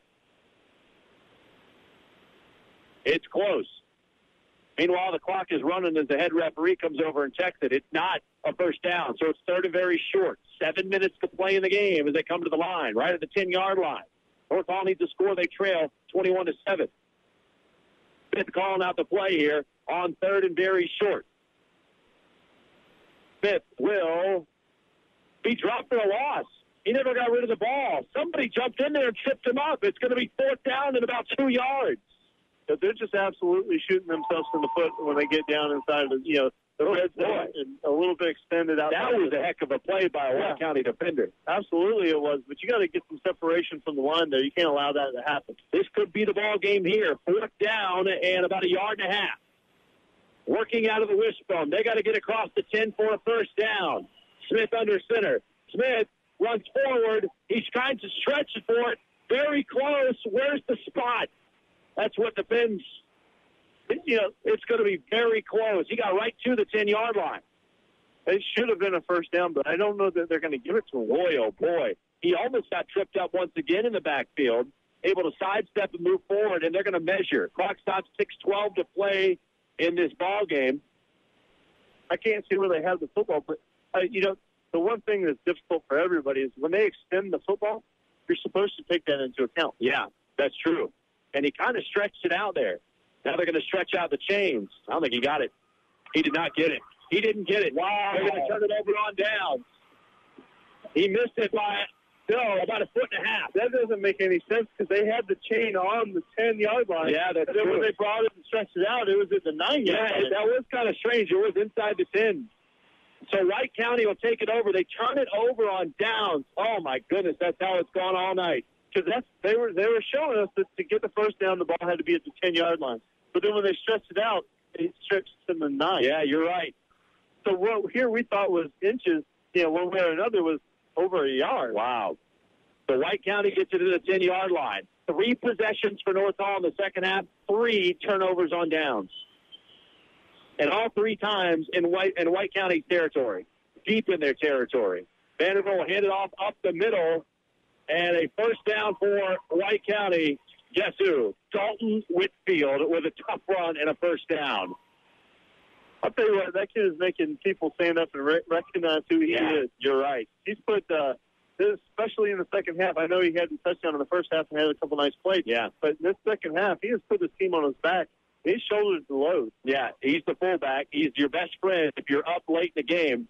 In the first half, Dan, he had that great catch in the end zone, too. Well, he showed some great athletic ability on that. Because he literally, out jumped everybody and out physical the end zone. And it was an absolutely fantastic play. First down for White County at the 21-yard line, leading 21-7 against the number 4 team in the state. Vanderbilt will keep it himself, trying to get to the outside, and Andrew Smith comes flying in and checks him at the 25-yard line. Still a gain of about 4. Earlier in the game, we saw him making that pitch there where he'd be real late with the pitch and they'd get a big yardage out of it. But even though he didn't do that, he probably could have, that was a great play not to do it because you're up 14 points and the clock's running.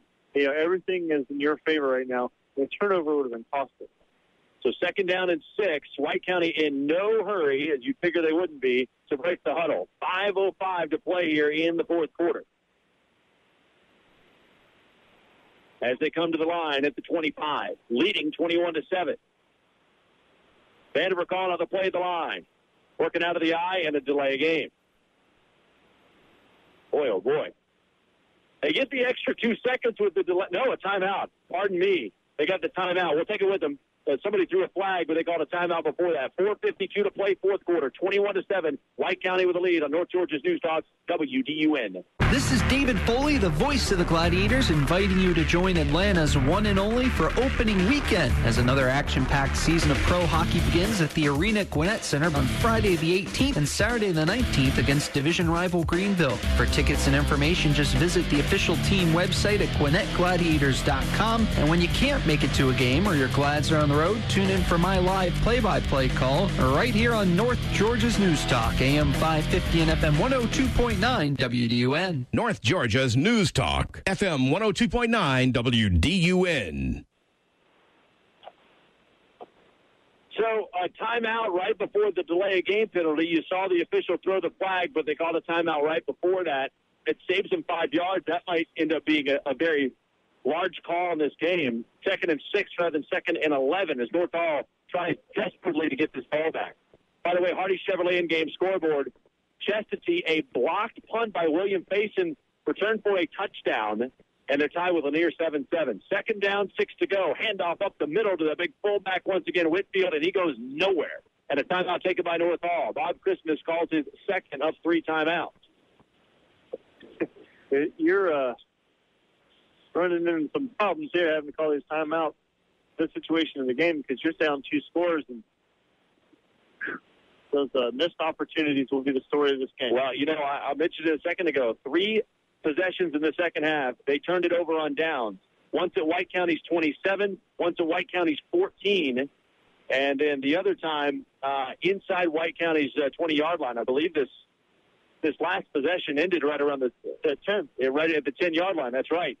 Right at the 10-yard line. Right at the 10. So they were stuffed at White County's 27, at their 14, and at their 10-yard line. All inside the 30. Boy, oh boy. Could not finish drives. I mean, 2 of those are legitimate field goal opportunities. Yeah. Legitimate. They are. I mean, from the when you're down 2 touchdowns, I don't know what that does, but you're right. If you kick both of them, now you're only down 8. If you're down here the whole game, you're kicking field goals. Yeah, granted, I wouldn't have tried it from the 27. I mean, that's a shot for a high school kid.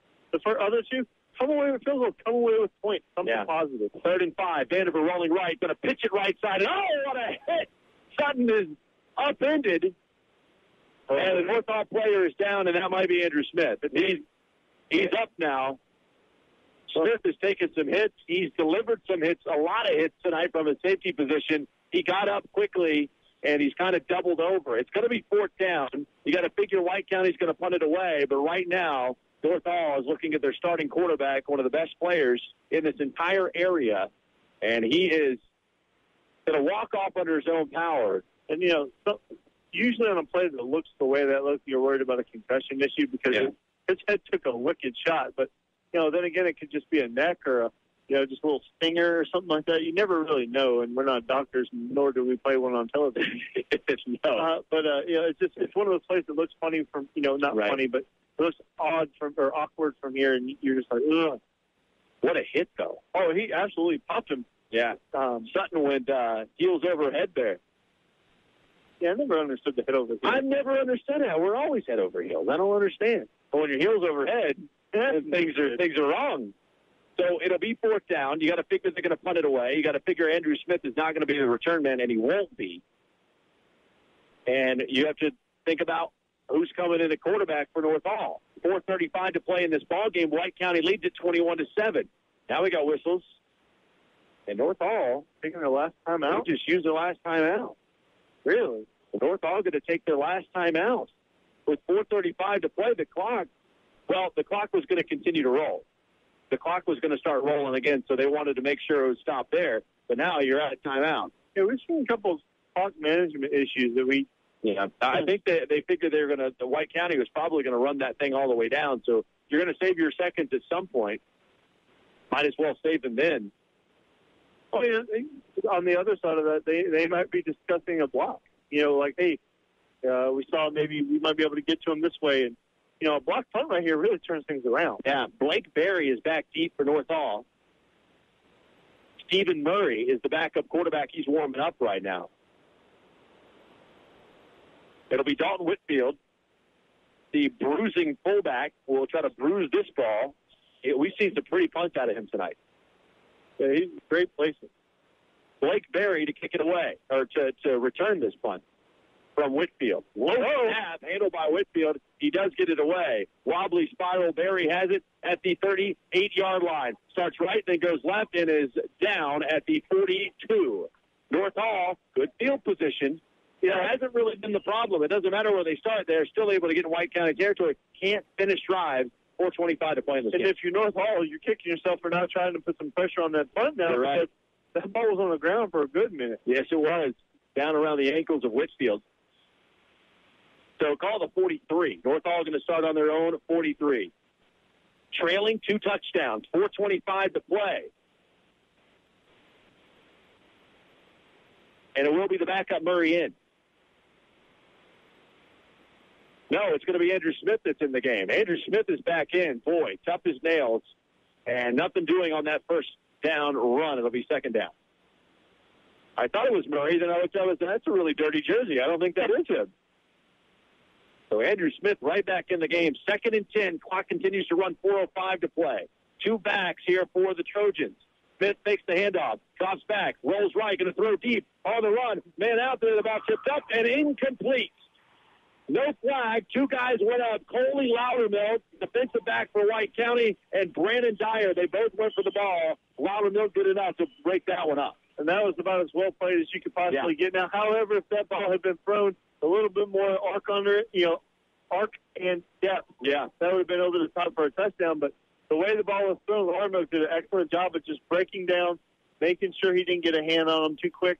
And just great defensive awareness right there. If you're North Hall, you'll take one-on-one coverage all night, right down the field to have a chance to It's very difficult to feather one in like that when you're on the run. That's true. 2 back set. Smith going to hand it off to the second man, trying to get around the outside, and going nowhere is Brandon Dyer. Somebody got in the backfield for White County, broke it up, and 4th and long coming up. Clock still running, 3:40 to play in this game. Again, the play calling just doesn't make sense right now. I mean, it's not. There's no continuity to it. It's herky-jerky. Well, this has to be a pass play, you'd figure. 4th down and 10 for North Hall. They might run a dive. Smith drops back, rolls right, looking, going to throw on the run. Man out there, incomplete. Almost a great diving catch made by Dyer, just off his hands, incomplete. White County will take over. 3:19 to play in the game. No timeouts left for North Hall, and unless something crazy happens twice, this ball game is over. The pass wasn't exactly the best pass in the world, but Smith was hammered as soon as he was. Ball. You're right. So he's lucky to have just gotten it off.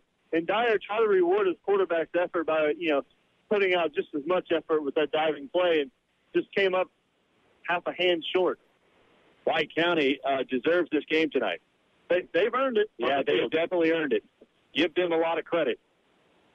North Hall came up here with a high-powered offense. White County has done a great job. It's some of the inconsistencies in the play calling or stuff there might be just because they're not really sure what the heck is going to work right now because White County is doing such a good job. You're right. And Vandenberg going to keep it himself, and boy, he got leveled. He got leveled. I think Destin Bennett was the man that got him.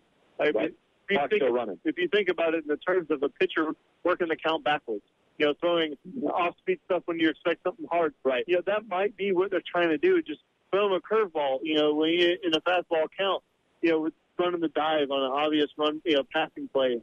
Maybe that's just the way they're trying to think of it. It's almost uncomfortable to watch because you're just not really sure. Right. But that's why we're here. Well, they're there. Yeah, I know, exactly. If it works, they look like geniuses.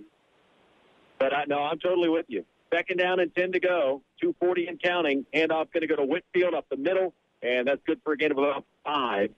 3rd down, but all White County cares about is that clock continuing to turn. 2:25 to play.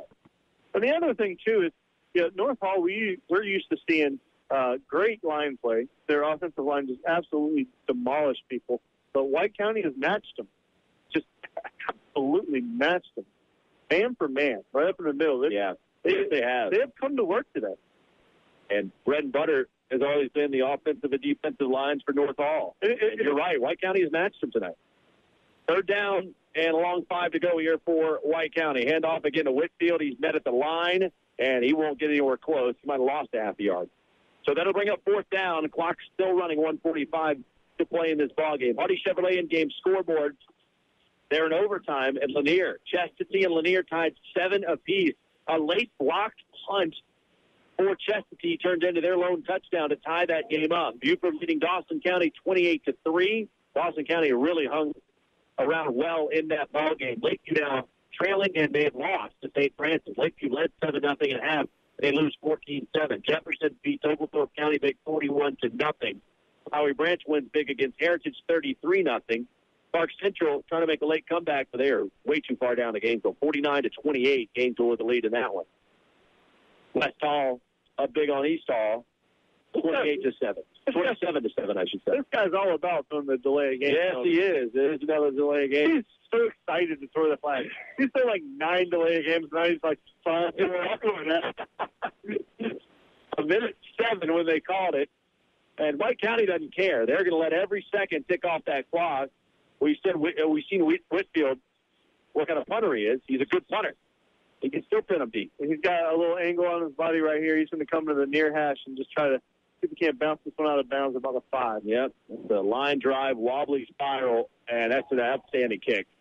They're going to mark it off, but it's going to be right around the 10. He's still marking it up to about Dan Kiley, former punter, does not like that spot of the 11-yard line. No way. That looked like it was in the 10. I'm with you. I thought that was inside the 10-yard line, and that was excellent execution by a guy who's had a great night kicking the football. He's had a great night doing just about everything. Yeah, you're right. He sure has. Northall going to start at the 12-yard line. 52 seconds to play in the ball game. Northall, boy, they got some yardage, but only one touchdown on a big, long touchdown run early in this ball game. That was the last and only time they found the end zone.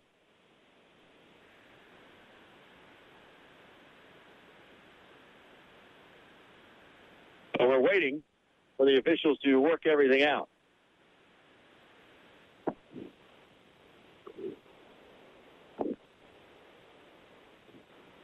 So still waiting. I don't know what we're waiting for over here. We're waiting for something.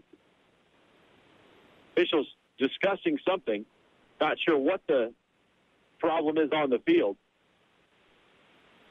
Maurice Sutton's over near the sideline.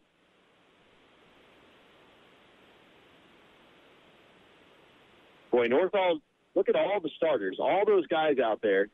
They started with their uniforms, very white jerseys. They look gray. They look gray and blue. Absolutely. Just filthy dirty. I mean, they played a good, hard, tough ball game. I'm just surprised, with 52 seconds left, I'd be 5 wide and, hey, we're going to do something. But they're still in their multiple running backs, and they're still going to do it. They are definitely going to pass. I mean, you got to pass. But you just really limit your options with 2 receivers. Yeah.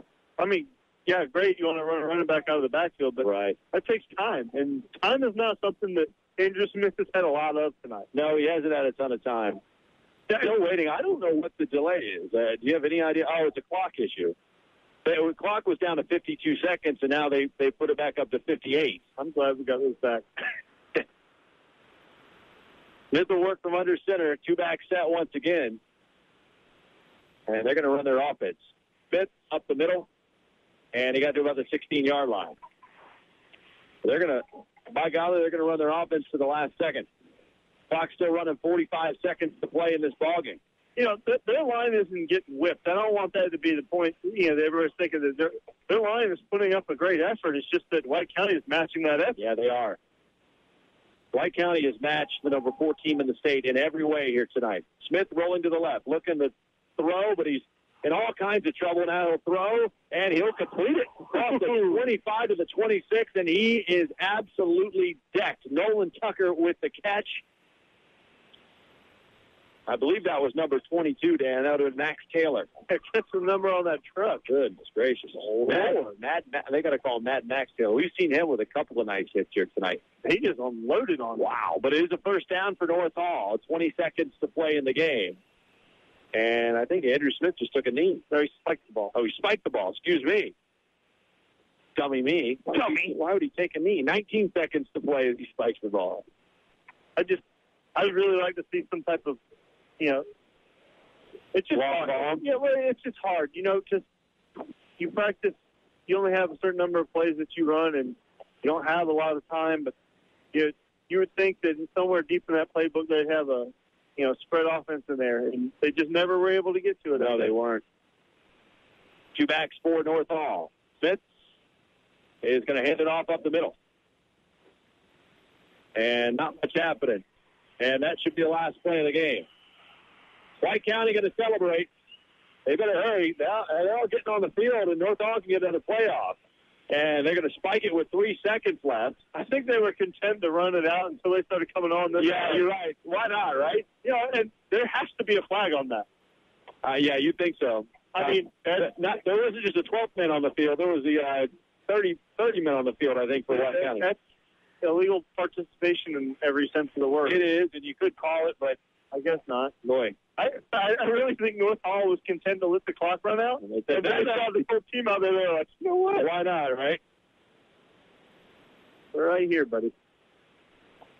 So 1 play left for North Hall, barring a penalty, in a game that, boy, White County fans should be very proud of their team tonight. Smith drops back in all kinds of trouble, rolls to his right. The last play of the game, Smith going to take off and run, and why not? He gets hit one more time hard by White County's defense, and that will do it. I know they lost, but Andrew Smith, whenever he gets to sleep tonight, might sleep pretty well. At least his body hopes it. He took a beating here tonight. North Hall took a beating as well. White County pulls the upset against the number 4 team in the state. North Hall comes to Cleveland and leaves with a loss. 21-7. White County with the final score win. Come back with the postgame after this. North Georgia's News Talk, WDUN. Inspired, original, that's the MKZ. Test drive the refreshingly new 2013 Lincoln MKZ today at Jackie Jones Lincoln. Special features include Lincoln Drive Control, retractable panoramic glass roof, push-button shift, a new EcoBoost engine, and much more. Check out all the special offers and incentives at Jackie Jones Lincoln on Brownsbridge Road in Gainesville. Inspired, original, that's the MKZ. That's also Jackie Jones Lincoln. Find out how they can put you behind the wheel of the new 2013 Lincoln MKZ today. Jackie Jones Lincoln, Brownsbridge Road, Gainesville. Ever wonder what it would be like to live without a climate control system in your home? It's Bill Main, and when my air conditioner died in the middle of summer, I found out the hard way. Trust me, you don't want to go there. So make the smart call to Gainesville Mechanical and get a Bryant Evolution system installed. We love ours, and with Bryant rebates of $2,000 along with tax credits and utility rebates, it's more affordable than ever. So call Mike Harrington at 770-532-9130 or visit GainesvilleMechanical.com. Gainesville Mechanical and Bryant, doing whatever it takes. In 1936, Gainesville High, playing in Marietta with injuries, was expected to lose, but red jerseys dominated the game. An announcer said Gainesville was marching up and down the field like a thundering herd of red elephants. They won, the name stuck, worn with pride by last year's state champions. No other high school has a red elephant mascot. Peach State Bank also is one of a kind. March up and down the country and around the world. Use your ATM card free of charge. Just like the trainer on a football team, a good body shop focuses on how to keep an aging body strong and healthy after years of wear and tear and abuse. A good trainer can extend an athlete's career tremendously. By the same token, the front line at Lester's Body and Paint can keep your car on the road longer and looking its best. That's because Lester's trained specialists use state-of-the-art materials and equipment and know what work your vehicle needs to look its best. Don't get sidelined. Call Lester's today at 770-534-5322. It's time now for the post-game show as Friday game night continues on North Georgia's News Talk, AM 550 and FM 102.9 WDUN. Well, it's an upset here tonight in Cleveland, Georgia, 21-7. Your final score. White County played a heck of a ball game, and they get the win against North Hall. Let's get to our play of the game. It was a 14-7 White County lead at half. White County took the opening kickoff, got it on their own 40-yard line, and they made a statement very early here in the second half. They marched it right down the field, and on third down and goal to go from right around the 5-yard line, the quarterback who we didn't talk enough about in this game, A.J. Vandiver, had an excellent throw to the end zone to get the third touchdown of the game. Vandiver faked the handoff, cut back, looking, flushed out of the pocket to the left. Vandiver still looking to the throw toward the end zone, and it's caught. Touchdown! White County! What a catch! Tucker Cook, the junior, with the catch. Right in the front part of the end zone, right near the pylon. Nice throw on the run by Vandiver as well. The goal line there for the score. That was the only score of the second half. It felt like it was, a 2-touchdown lead at that point. It felt more like a 4-touchdown lead for White County, the way they were playing, the way North Hall's offense was kind of getting shut down at this one. Yeah, absolutely. But North Hall had ample opportunities. Yes, they did. They were down inside the 30 and got shut down 3 consecutive drives, turning it over on downs. questionable by me, and who am I, but some questionable playing calling, in my opinion. It's not fair to say, but it just is an observation. It just felt like they didn't expect for this to happen. Right. They really didn't. It didn't feel like they were able to make the adjustment. And fair or not, that's the way it came across. Yeah, White County's defense has put up some pretty good numbers this year overall. Their 2 losses, they gave up 42 to Buford and they gave up 30 to Blessed Trinity. Other than that, they've had an outstanding season. They shut out a very good East Hall offense.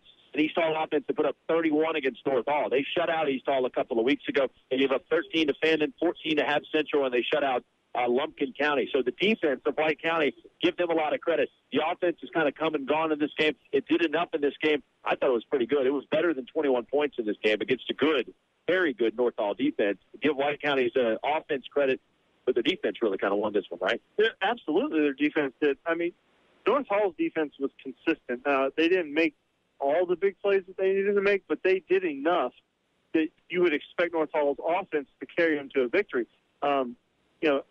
Injuries didn't seem to be a factor. All the names that we're used to seeing were there. I'm really at a loss because nothing about tonight seemed like a North Hall team. You're right. Yeah. I mean, the intensity didn't seem to be there. There was some indecisions on certain things. All the things that we come to expect from North Hall, and I know we sound like homers on this, but we get to see them so often, right? And we see them have so much success that we don't often critique them or criticize them because there's nothing to critique or criticize. Yeah. You almost have to make up stuff just so you don't sound like a goofball homer where you're just rooting and hollering all the time. But tonight, nothing seemed like it was just a very odd night for me, and that's, I guess, the best way I could put it. Yeah, give White County some credit for that, but North Hall did not play their best ball game of the season by far. Still a lot to play for North Hall. They can still win this region. It still could come down to that very last game against Buford, so no harm, no foul. White County, though, has put themselves in the discussion to possibly win a region. They need a little bit of help, especially a couple teams against Buford would have to do it, but you never know. And that's the great thing about high school football as opposed to any other college football. The rankings don't matter. Right. So what, you're the number 4 team in the state. That doesn't do a darn thing for you, because you're going to make it to the playoffs. Yeah. And then everybody's 0-0 in the playoffs. And it doesn't matter if you're the number 1 team or the number 64 team. Right. It doesn't mean a hoot because you just got to go out there and win football games now. Yeah, absolutely. North Hall will need to come back quickly and have themselves a much better game next week. Still a lot to play for. Just their first region loss. White County would just reach 1 region loss as well. All right, we'll give you your player of the game and wrap this one up with some stats as well. 21-7, White County with a win against North Hall here in Cleveland, Georgia. North Georgia's News Talk, WDUN.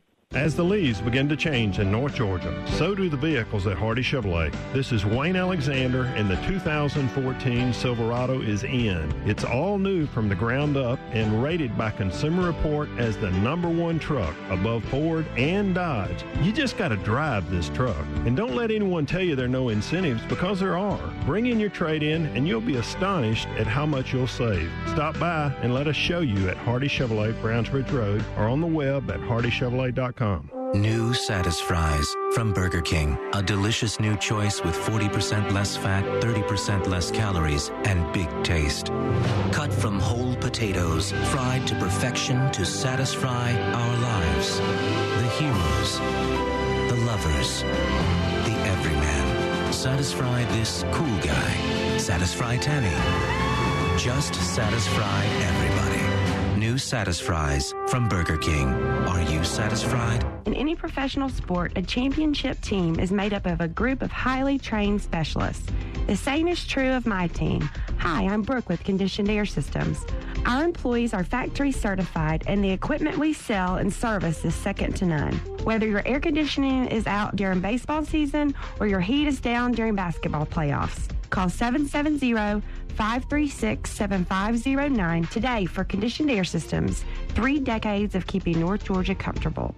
I'm talking with Chris Bryan from B&M Metals, your one-stop shop for metal roofing in North Georgia. Chris, I don't know about you, but I love football season. I love it too, Joel, but I can't help but think how dangerous the sport would be if the teams played without helmets to protect their heads. It would be like your house trying to withstand the elements without a sturdy metal roof. Never thought of it, Chris, but you're right. Good thing that B&M Metals does quality work at competitive prices. Check out our website for details at qualitymetalroofing.com or call us at 706-864-6068 for B&M Metals. Hi, it's Kelly Bowen. And Gene Anderson inviting you to join us for Homegrown. It's 2 hours of can-do radio as we talk lawns, gardens, plants, and more. Saturday mornings at 10 on North Georgia's News Talk. AM 550 and FM 102.9 WDUN.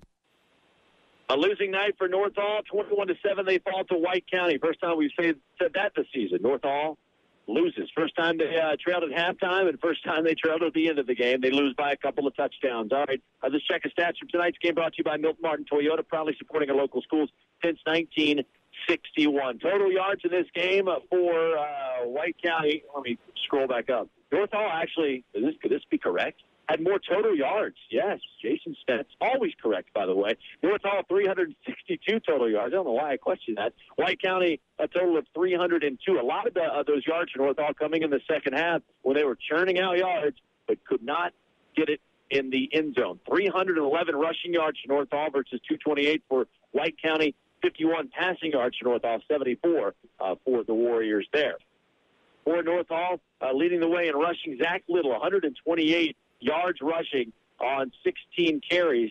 That's a quiet 128. He did have the lone touchdown in this game on that 61-yard touchdown run. Andrew Smith finishes with over 100 yards in the game on the ground. 13 rushes, 102 yards. 39 rushing yards for Lee Shelton and 34 for Brandon Dyer in the ball game. Leading the way for White County was, we called his name a lot tonight, Dalton Whitfield, 102 rushing yards on 18 carries, 5.5 yards per carry for the big fullback for White County. Coley Loudermilk had 2 rushes, 84 yards, 80 of that coming on that first touchdown run for Coley Loudermilk in the game. 21 rushing yards for Maurice Sutton, 13 for the quarterback A.J. Vandiver, and 8 rushing yards for Sam Turner in the ball game. Throwing, Andrew Smith had to throw it 8 times. You know North Hall's in some trouble when the quarterback for North Hall has to throw so many. That's a lot of times for North Hall. 3 of 8 throwing for 51 yards in the game. Nolan Tucker caught a couple of passes for 39 yards. Lee Shelton caught one for 12 yards in the game. A.J. Vandiver, he had to throw it 8 times. He completed 4 of them. 4 of 8, 74 yards. He had 2 touchdown passes in this ball game. Effective when he threw the football. Dalton Whitfield with the catch, and he scored a touchdown on his catch as well. And the other catch made by Tucker Cook, that 5-yard touchdown catch for him. It turned out to really set the tone in the second half as they finished their first possession of the second half with a touchdown. And that turned out to be, well, maybe not the difference in the game. They ended up winning by 2 touchdowns, but really kind of set the tone, and that's the way it went in the second half for North Hall. To select our Green Ford, Built Ford Top Player of the game, got to give it to Dalton Whitfield of White County. Told you about his 102 rushing yards on 18 carries, and he had that great, outstanding catch in the end zone where he just jumped over everybody else and made that catch. You saw his big hands just rise above everybody else in that big grouping in the end zone for that touchdown catch. But he did everything in this game to get his team to win, including churning it out there in the last 7 minutes or so. He got the ball 8 times. Be sure to see the complete line of Built Ford Tough trucks at Green Ford, Brownsbridge Road, Gainesville, under the big blue oval. Ford Tough, just like White County and Dalton Whitfield. Well, Dan, they got to kind of forget about this one quick. There's North Hall and get right back to the drawing board. They're going to take on West Hall, a game that we're going to do next week. They lost this one. It's a wake-up call for the Trojans. They're not just going to march right through the season and get to that showdown of Buford undefeated. It ain't going to happen. They're going to have to earn what they get in this region, right? That's absolutely right. I mean, sometimes it's hard to say, but sometimes the loss is good for you. Yeah. Brings you back down to earth. I mean, you walk into the game last week and you win 62-7 over Fannin County, and just Shady bar the doors and blow them out, and everybody's feeling good, and this one just bam right in the head. Yeah, brings you right back down to earth, and you're like, oh man. And that's what we talked about before the game with White County. You asked me how they were going to play after getting shellacked by Buford last week. I was like, you can one of 2 ways. Either you can feel sad about it and feel sorry for yourself, or you go back to work and you come out here and you prove to everybody we're not that bad. Yeah. Even though we may not be as good as we thought we were, we're not that bad. No, absolutely. And so maybe that's what North Hall does now. This is their wake-up call. slap in the face, a cold shower, whatever you want to call it. Yeah. This is their opportunity to get back to what they do and come out and prove to everybody that it was just a speed bump. Yeah, Andrew Smith, by the way, one more thing about him. He had a great game offensively, led the team in tackles tonight. He ended up with 14 tackles in his free safety position. But, yeah, they got to go back to the drawing board. And I agree with you. I think White County, this could lead to some really good things for the Warriors. Nobody can take them lightly. Bill Ballard's crew looked really, really good here tonight. All right, that's going to do it for us. Our thanks to Jason Gibson providing stats here tonight on a very chilly night in Cleveland. Dan Kiley, he's the muscle. He brought this table all the way up 3 stories here at the press box. Thank you for that. Chris Biddy, though, gets player of the game for everything he put up with back at the station and our technical difficulties. Chris, outstanding job tonight. He'll probably have nightmares about the game tonight, but hey, that's all right. Final score 21-7 as Northall falls to White County. That is going to do it for us. Hardy Chevrolet Scoreboard Show is coming up next. Katie B. Davis will have all the games, all the highlights, and all the coaches from around the area after tonight's great action all over North Georgia. 21-7, White County upsets Northall. Until next week, thank you so much for listening to High School Football on North Georgia's News Talk, WDUA. There's always something going on at Piedmont Tractor and Equipment. You should see their new showroom full of Heartland Institute deer feed, food plot supplies, feeders, seeders, corn, chicken feed, and dog food supplies. Shop Piedmont Tractor, where you always get free ice and coffee 6 days a week. Visit them at MLK Jr. Boulevard in Gainesville, online at PiedmontTractor.com, and like them on Facebook. Their phone number is 770-534-5000. Back with Henry Slack of Slack Auto Parts, and that includes Truck Parts Warehouse, where, Henry, you got some great folks in there that know their stuff. That's right. Jeremiah Stockton and Kenneth Beasley are incredible. They're incredible individuals, and there is no one that knows heavy-duty vehicle parts better than these guys, and they do it with a smile. We have lights and accessories and parts, and our people are just outstanding customer service guys. It's all about trucks at Truck Parts Warehouse, part of Slack Auto Parts. Downtown Gainesville on Main Street, slackautoparts.com. I was talking to a fellow businessman recently, and he asked me how duplicating products has been successful for so many years in such a competitive business. After giving it some thought, I told him the truth as best I could, that there is no secret. Just a lot of really good folks who have worked for us and with us for almost 40 years now, and that we really do try to do things the right way and to take care of our customers. This is Matt Nix. Call Duplicating Products today at 770-532-9932. At Carriage Kia, Nissan, and Mitsubishi, they're proud to be a sponsor of Friday Game Night on WDUN. From late practices to road trips, Carriage knows there's plenty of sacrifice made by families during football season. When it's time for a new or used vehicle for your family, they want you to know they're ready to help. At Carriage Kia, Nissan, and Mitsubishi, Brownsbridge Road, Gainesville. Visit online at carriagecars.com. Come see the Carriage family and experience the Carriage difference. Moves to 5-2, 3-1 in Region 7 AAA play. And speaking of White County and North Hall, we want to welcome the audience from Cleveland, from Northern Hall County, FM 102.9. You just heard the upset of the number 4 team in Class AAA. White County over North Hall, 21-7. Welcome to the Hardy Chevrolet Scoreboard Show. We're now simulcast on AM 550 and FM 102.9. We're also streaming live audio on WDUN.com. We had another big one, folks. We had another big one. Region 8 4A. Tonight was supposed to be Chestatee real test, their first true test. Now, we said that about Eastside. And they passed it. And then we said that about Stevens County. And then they passed it. And we didn't say that about Walnut Grove. But tonight was going to be Chestatee's first real test. We were going to find out if Chestatee was really as good as we thought they were, especially that defense, right? That defense that had given up 7 total points over the last 3 games. Well, guess what? Guess what had happened tonight? Through regulation, Chestatee gives up just 7 points. With a blocked punt with 3 minutes to go in the game. A 15-yard return on that blocked punt by Will Faison ties the game at 7. Pure Chestatee fashion, right? As my colleague Brent Holloway would say, co-host of the Hardy Chevrolet Scoreboard Show, co-host of the High School Football Roundtable, Beamer Ball. The Lanier-Chestatee game in Region 8 4A went to 2 overtimes, and Chestatee wins it 20-14. Wyatt Burgess scores on a 3-yard touchdown run to give them the game. We had some big ones. Commerce beat Athens Academy tonight, 28-7. Both teams are 2-1 in Region 8A. Now Commerce is 3-1 in Region 8A. And checking the region standings right quickly, that means that Commerce now in the 2 spot, tied with Pinecrest Academy, just behind Prince Avenue Christian. West Hall, East Hall battled tonight in Region 7 AAA play. We've mentioned it before. It bears repeating. East Hall, the best 3-3 team, the best winless in region team in this area for sure, possibly across the state, at least if you're talking Class AAA. East Hall manages just 7 points as West Hall beats them 27-7.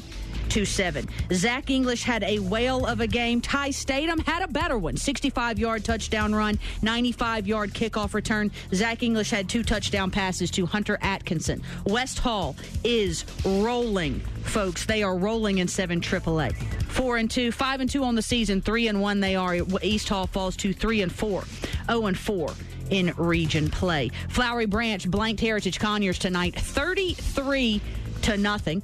St. Francis beat Lakeview 14-7. What a heartbreaker. Lakeview was up 7-0 at halftime. Lakeview off their first win of the season, 42-0 against Cross Keys last week. St. Francis came into this game 5-2, playing a non-region schedule. They're a good team, folks. Averaging 33 points, giving up 19. Lakeview's defense held them. Lakeview's defense held them to half of what they score on average. But they still fall 14-7. Riverside whooped up on Social Circle tonight, folks, 56-14.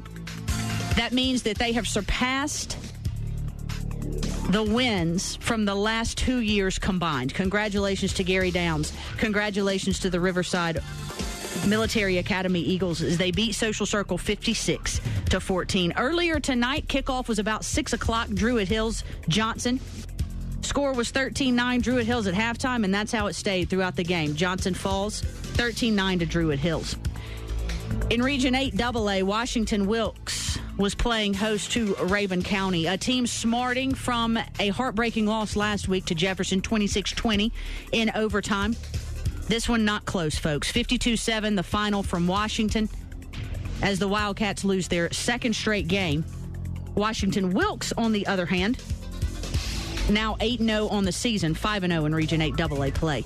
Commerce over Athens Academy, 28-7. Jefferson blanks Oglethorpe, 41-0. It was knotted at nothing after the first quarter, and I'm thinking to myself, do we have a bit of an emotional game hangover? Because the way that Jefferson won the game last week, the way they had to play to win the game against Raven County last week, a bit of an emotional game hangover for the Jefferson Dragons, but Ben Hall got those boys going in the second quarter. They scored 35 points in the second quarter, 7 for the rest of the game. 6, my math has never been up to par, as they beat Oglethorpe County 41-0. We're still waiting for some finals from across the state, but I'll give you the rest of what we have before we take our first break. Loganville beat Winder Barrow in 8-5A action tonight, 18-0. North Gwinnett beat Hab Central 41-0. Norcross over Mountain View 37-6. Brookwood beat Central Gwinnett 23-14. Prince Avenue Christian beat Hebron Christian 57-7. It was Archer over Burkmore 37-7. Collins Hill beat Meadow Creek. You know, Meadow Creek won its first game in 53 tries last week. 68-0 they go down tonight. It was 68-0 at halftime. Westminster 35, Wesleyan 14. We're getting a final out of Dawson County. Buford 42, Dawson County 10. That a final there. It took Buford a while to get going, folks. The score was 7-3 at the end of the first quarter, I believe. Let me look back at my notes here. 7-0 at the end of one. 14-3 at halftime. Buford a winner, though. 42-10. They stay undefeated on the season. West Forsyth beat North Forsyth tonight, 28-7. We've got a final from Clark Central. Was this a trap game for Gainesville? Should Gainesville be on upset alert tonight against Clark Central? Clark Central just behind Gainesville and Flowery Branch in the region standings, actually just a half game behind those two teams that are undefeated in Region 8 5A play. Should Gainesville be on upset alert? You know why they shouldn't for the rest of the season? You know why? Because of Deshaun Watson. He ran the ball into the end zone. He passed the ball into the end zone. He caught a Mikey Gonzalez pass from 7 yards out as a wideout to score a receiving touchdown. He scored those 3 ways tonight to lead Gainesville to a 56-28 victory against Clark Central. Shiloh beat Parkview tonight 23-21. It was 27 at halftime, 2014 after 3. Shiloh Parkview in a tight game. Shiloh comes out a winner 23-21. We've got a final from Jackson County as Hart County beats Jackson County 54-14. Hart County remains undefeated with the win. They are now 7-0, 4-0 in Region 8 AAA. Jackson County now 2-5, 2-2 in Region 8 AAA play. South Gwinnett beat Grayson 28-21. Cedar Shoals over Appalachia tonight 35-6. That makes 5 straight home games that Appalachia has lost. That's Cedar Shoals' first win on the season. Previously, they were 0-6, 0-4 in Region 8 5A. Congratulations to the Jaguars. For those of you just tuning in to the Hardy Chevrolet Scoreboard Show on AM 550 and FM 102.9 WDUN, we had by far the biggest upset of the season. Maybe the biggest upset in a couple of years happened tonight in Cleveland as White County takes down the number 4 team in Class AAA, North Hall, by a score of 21-7. And we are very fortunate to be joined now by Warriors coach Bill Ballard. Coach, I know not what to say to you except for congratulations. Thanks so much. I appreciate that. Absolutely. Your defense so dialed in. Now, we knew you had a good defense after the East Hall game because they came in averaging 53 points per game. You held them to none. But I don't think anybody quite knew how good a defense you had until hearing the 21-7 victorious White County score over North Hall tonight. Talk about your guys' defensive effort.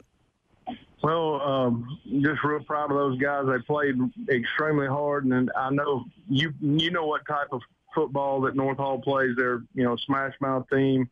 It was like you're watching a 1960s football game, and it was very physical. And our guys played extremely hard, and their guys played extremely hard, and we were fortunate to come out on top tonight. Coach, it's not often in his tenure at North Hall that anybody's been able to say that they could stop Andrew Smith. You all did that tonight. No, we didn't stop it. I think he's an excellent football player. That little fella played all night, both sides of the ball. He played on defense. He played at safety. He probably led the team in tackles from safety. He led their team in rushing tonight. Several times we had him on a long 3rd down play or 4th down play, and he made big runs to get them first down. So he's one heck of a football player, and I understand he's committed to the Air Force Academy, and I know why they want him because he's special. He's a special football player. You're absolutely right about that. There's no doubt in the minds of any football fan in this area about how special Andrew Smith is. Yes, your defense stopped a North Hall team that was averaging better than 40 points per game, but you can't win games without your offense. Coach, talk about the effort tonight of your quarterback, A.J. Vandiver, of Tucker Cook, who had a big touchdown catch, Drew Whitfield, who had a big touchdown catch, and Coley Loudermilk, who started the scoring off for you all with an 80-yard touchdown run. What an effort by your guys. Yes, ma'am. I mean, we're excited that our line played great tonight. AJ had his best game. We had really a complete football game out of our team tonight. It was a team win, and I'm excited about how AJ started playing. We were able to get the ball thrown vertically tonight, and we pitched the ball tonight, which is kind of like a pass for us. So, we're excited to get that going, and so proud of AJ. He's maturing right in front of us right now. I mean, this is his first year starting, so he's coming along, and we're just real proud of how he played. Dalton Whitfield is the guy that had the touchdown. Dalton had a great game tonight, played both offensively and defensively. Coley Loudermilk, like you said, had a big run. He also had a big catch in the ball game. He made some big plays for us tonight. Maurice Sutton had some great runs.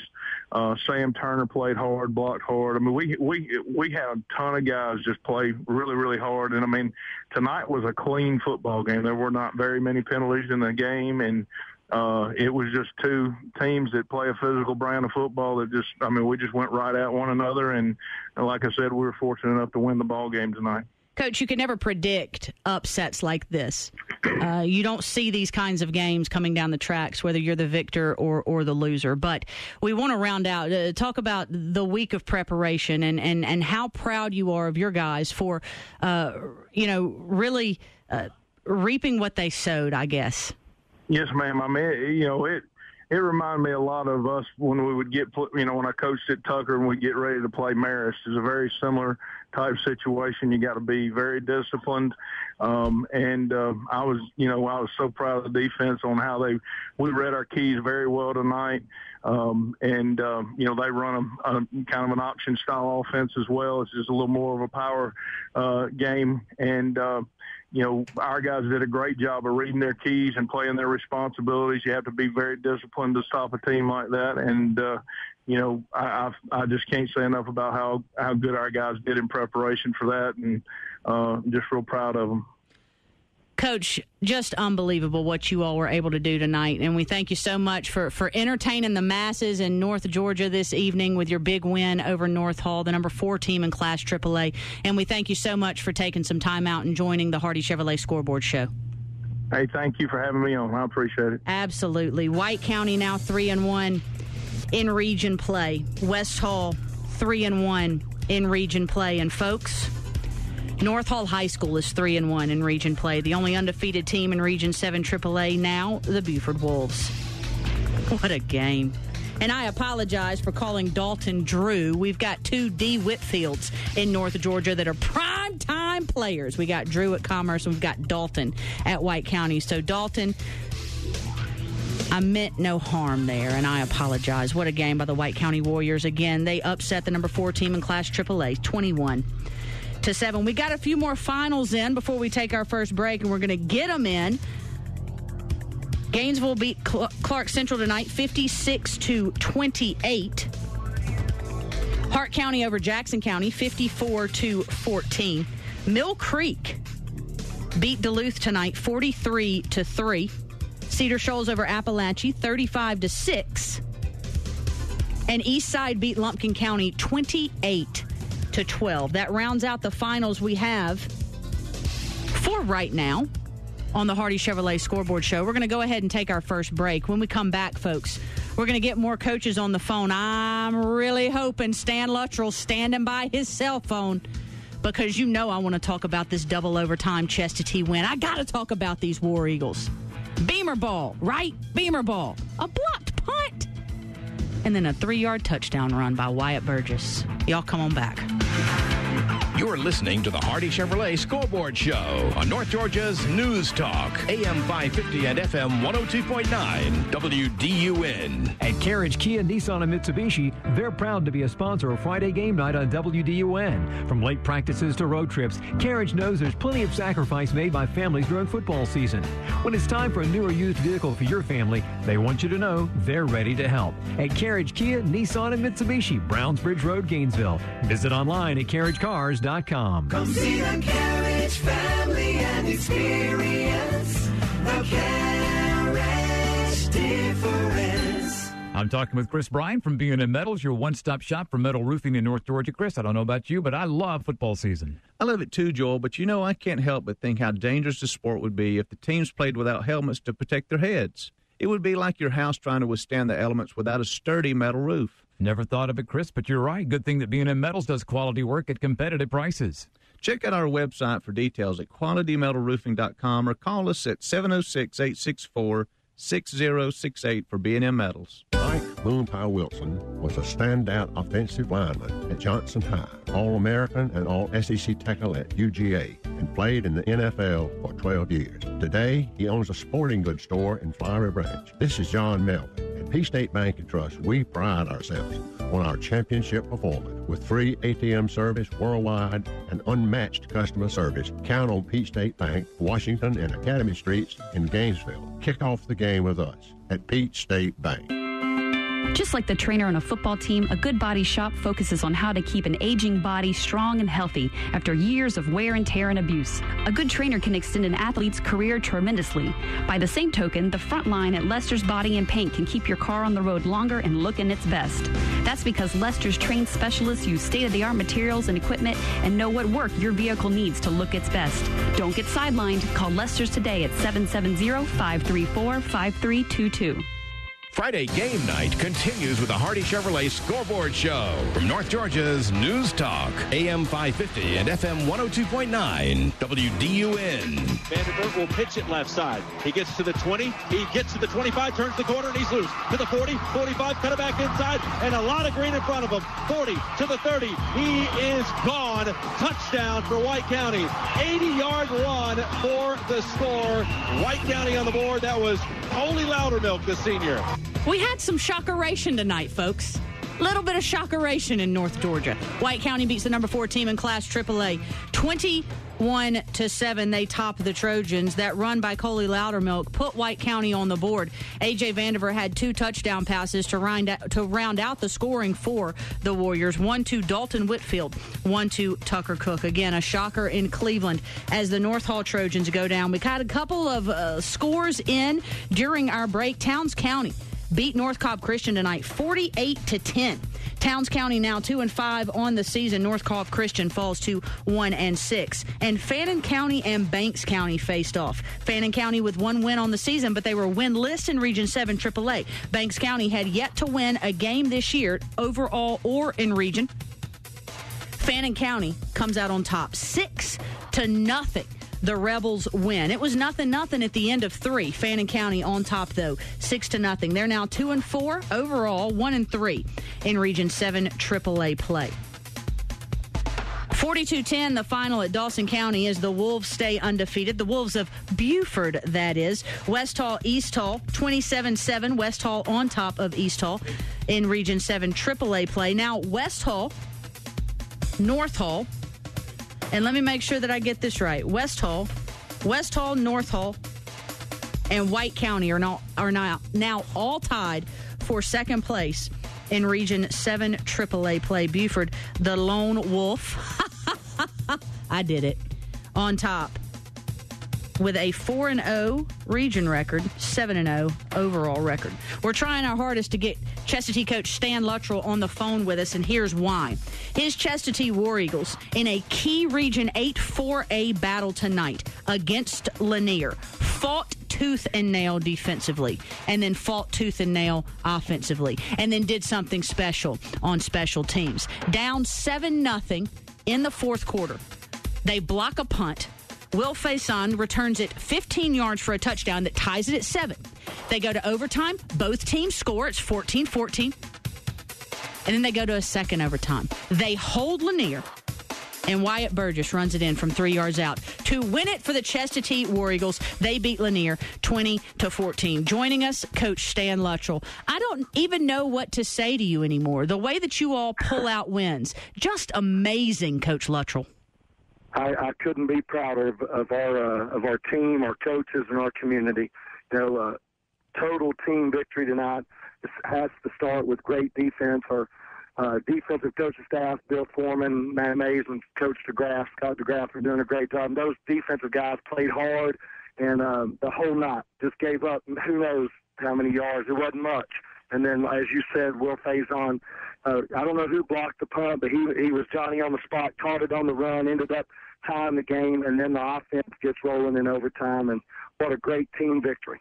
What was the difference, between regulation and overtime? You all able to score 2 touchdowns in a very small amount of time and really not able to score offensively at all in regulation. What was the difference? Well, I think it goes back to our team's attitude and our coach's attitude. You know, we train, we feel like we work as hard as anybody in the state, and we always say 4 quarters and then some, whatever it takes. So when it went to overtime, our guys hit another gear, and we knew we were going to win. So I think it's just an attitude that we've created at Chestatee, and it worked tonight. Lanier came into this game, folks out there listening, averaging 32 points per. And Chestatee held them to 7, and they scored relatively early on you in the first quarter, but you held them throughout the game. How were you able to do that against the Longhorns? Well, I think we had Bill Foreman and his staff had a great game plan, and those kids on defense, man, they are just playing all out. And they kept believing, and they kept getting stops after stop. Even when the offense was struggling, they kept believing, and you know, they're just flying around. We always say roll call at the football, and they were doing that, and they kept the faith, and ultimately, you know, because of that and that type of attitude and that type of believing in the team and believing in the coaching staff, turned into a victory tonight. You had a game like this against Eastside last year that was sort of a monumental game for your program, put you over the hump, as it were. This game, a seminal game for your program as well. And we don't want to get too emotional about it because you've still got Monroe area coming up. You've still got Lumpkin County coming up, for that matter. But talk in the context of your program, how big tonight was to go on the road to Lanier and pull out this kind of win. I think it's just a testament to where we are in our program. You know, our guys last year, we had some big wins, and probably people didn't expect us to win.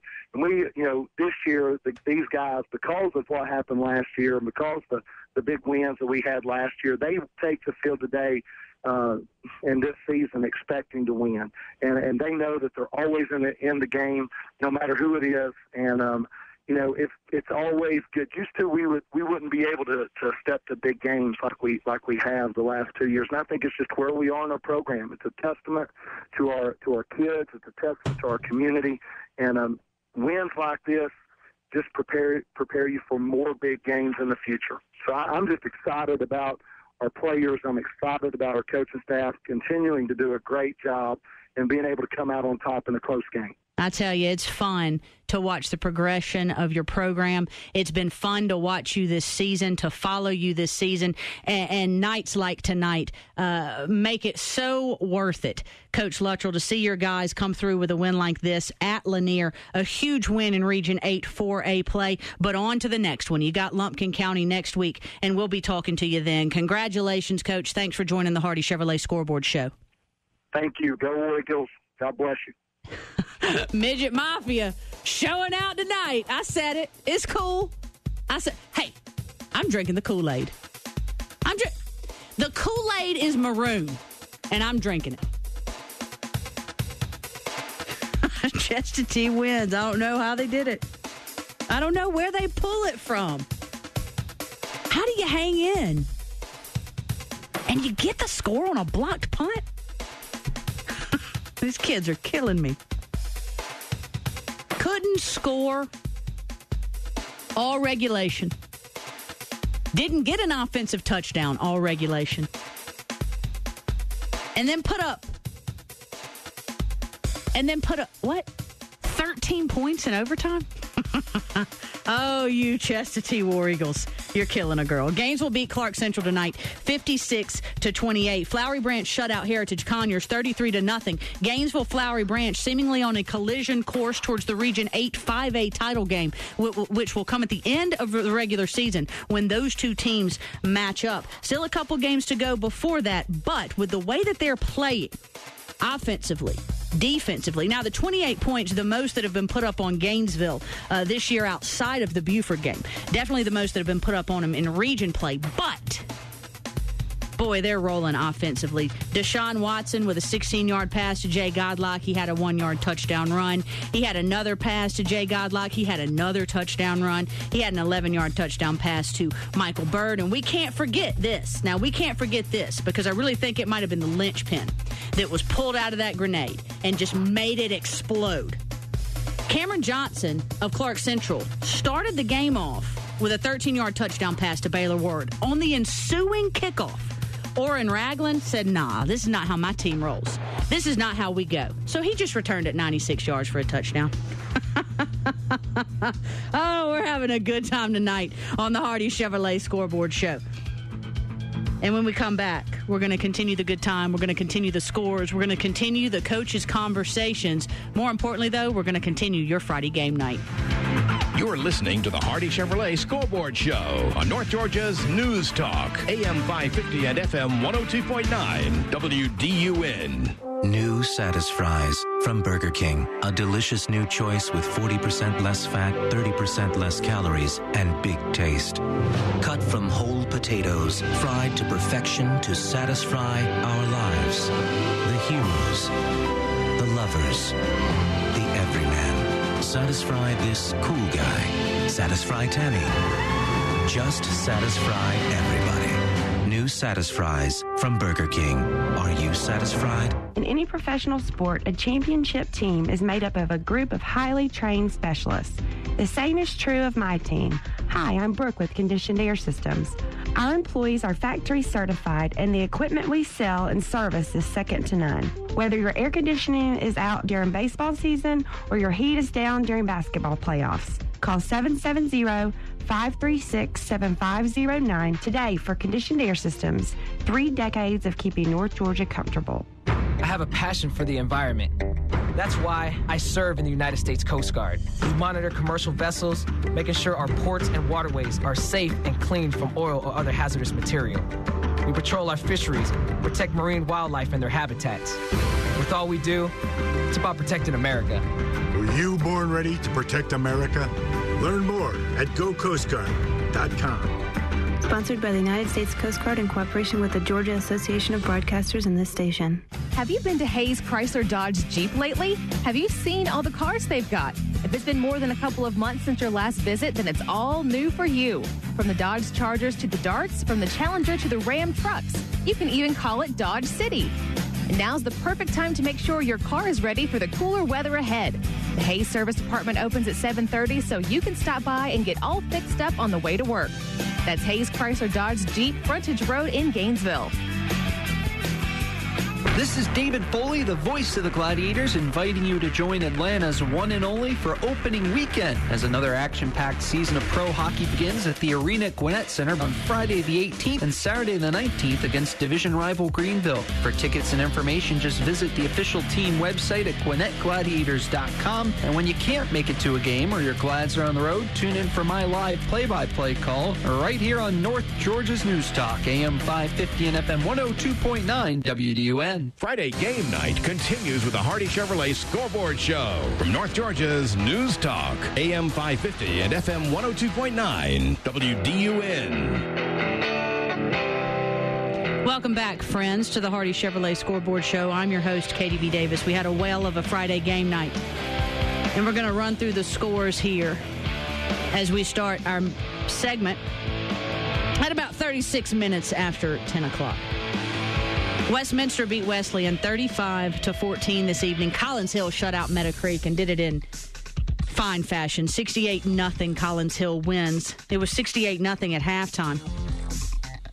Collins Hill now 4-1 in Region 7 6A play. And they are 6-1 overall. Archer beat Burkmar 37-7. It was Shiloh over Parkview by 2 points, 23-21. South Gwinnett beat Grayson. That is not a typo. South Gwinnett beat Grayson tonight. 28-21. South Gwinnett came into the game at 1-3 in Region 8 6A play. Grayson was 4-1 in Region 8 6A play. And hearing that makes me think it might have been a typo, but I don't think it's a typo. South Gwinnett beats Grayson 28-21. It was 7-6 after 1, 21-7 South Gwinnett at halftime, 21-14 South Gwinnett after 3, 28-21 the final as the Comets shoot past the Rams. Prince Avenue beat Hebron Christian tonight 57-7. It was Brookwood over Central Gwinnett 23-14. Norcross topped Mountain View 37-6. Elbert County beat North Oconee in Region 8 AAA action 28-23. Elbert County now 5-2 on the season, 4-0 in region play. North Oconee, the 8th team in Class AAA, falls for only the second time this season and the first time in Region 8 AAA play. They are now 5-2, 3-1 in region. West Forsyth beat North Forsyth tonight 28-7. Mill Creek over Duluth 43-3. It was North Gwinnett over Habersham Central 41-0. North Gwinnett, we talked about this a little bit with Jefferson, had that emotional game hangover in the first quarter. Didn't play so well. They maybe had only a 7-0, 14-0 lead after the first quarter, but got things rolling in the second quarter. North Gwinnett coming off that incredibly difficult win against Mill Creek in which they scored 20 straight. They were down by 16 with about 4 minutes to go in the fourth quarter. Came back, won that game. Played Habersham Central tonight, wound up beating them 41-0, but it took them a while to get going. Loganville beat Winder Bear tonight 18-0. It was Cedar Shoals over Appalachia in 8-5A play 35-6. Eastside beat Lumpkin County 28-12. We said that two teams were going to be weeded out of the 8-4A race for fourth place, if you understand what I'm saying there. There were four teams tied for the fourth playoff spot in Region 8-4A. They were Madison County, Stevens County, Lumpkin County, Eastside. Lumpkin County now the first to be weeded out. We're still waiting on a Madison County, Stevens County score. We do know that it was Stevens County 14, Madison County 13 at halftime. Eastside still in the race for the fourth spot in Region 8-4A. Banks County, Fannin County played tonight. Both teams winless in Region 7 AAA. Fannin County no longer that way as they beat Banks County 6-0. Union County had themselves a game tonight, folks.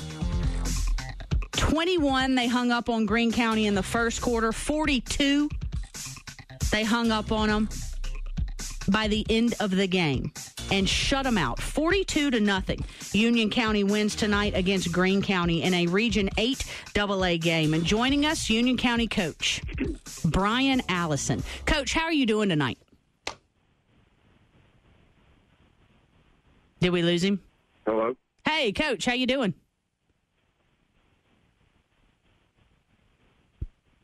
Coach Allison, can you hear me? Well, it looks as though we're having some technical difficulties. However, we're going to try to get him back on the line. I do have that. Let's see what's going on. While we're figuring that out, let's roll through some more of the scores. Hart County beat Jackson County tonight, folks, in Region 8 3A action, 54-14. Jefferson topped Oglethorpe 41-0. Oglethorpe County was 1-2 in region play coming in. They were 1-5 on the season. And as we mentioned with North Gwinnett, a bit of an emotional game hangover for Jefferson. Jefferson, tough game last week against Rabun County. Came into this game, took them a while to get things going, took them a while to get that blood pumping. It was 0-0 after the first quarter. And then you think Ben Hall didn't give them a talking to? He did. They scored 35 points in the second quarter en route to a 41-0 win. We have Union County coach Brian Allison on with us now. Coach Allison, how are you doing tonight? Well, we're doing a lot better right now than we were about 7:30. I bet you are. I bet you are. Union County with a 42-0 victory over Greene County tonight. Coach, your offense just exploded, and it's not the first time this season that they've been able to do that. Talk a little bit about the offensive effort tonight against Greene County.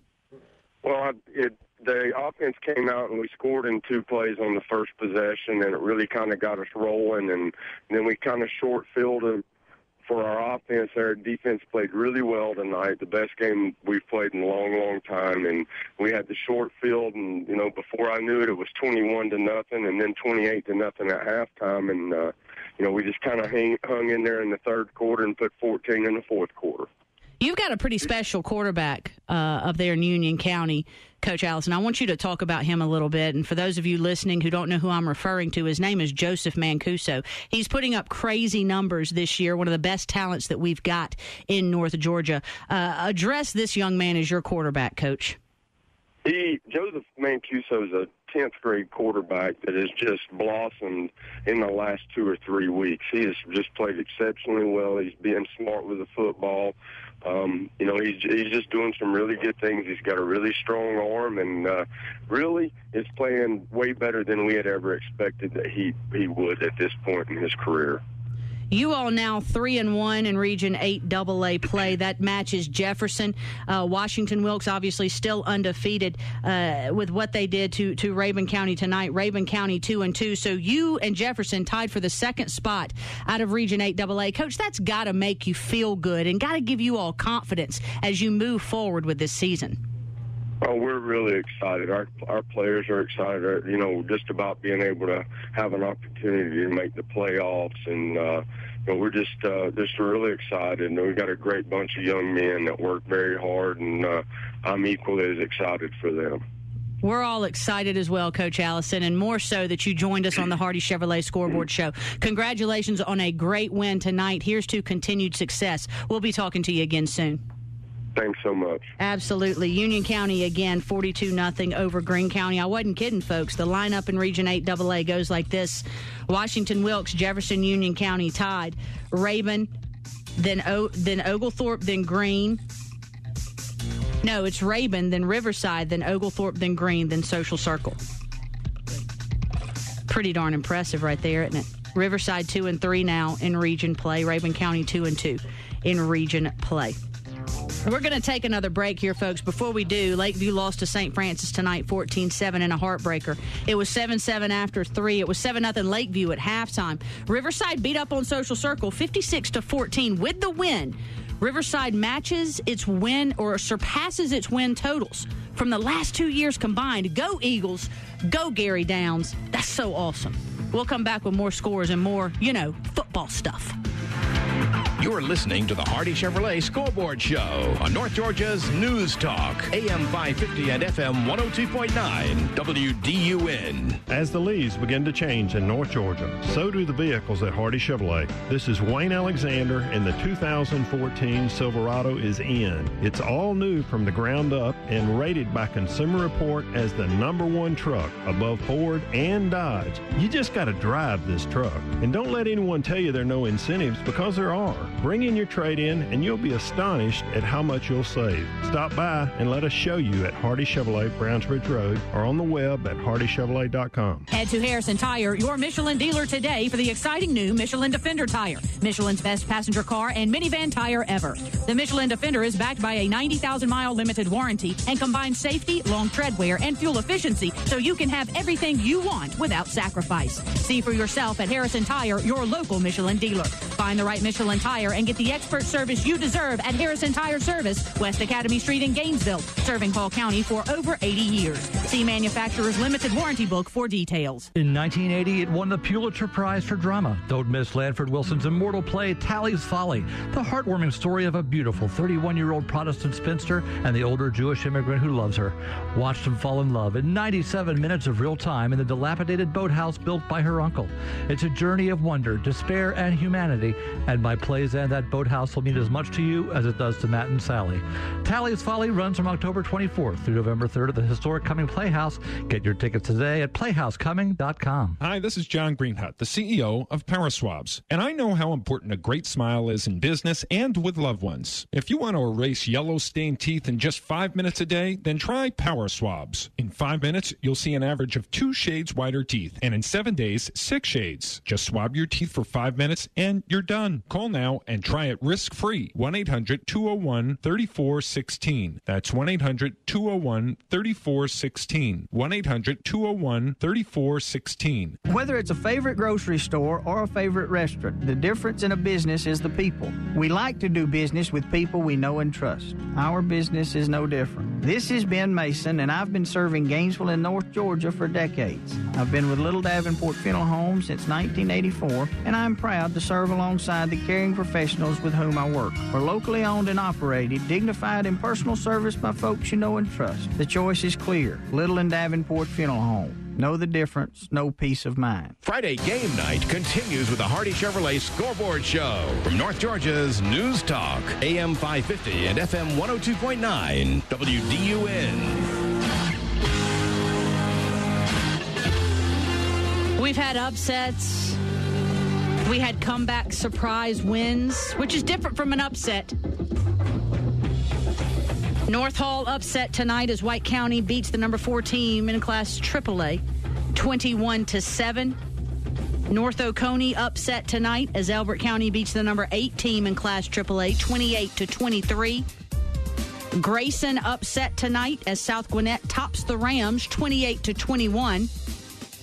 And while I'm going through all this, I'm hoping I'm getting none of these scores backwards. Awkward.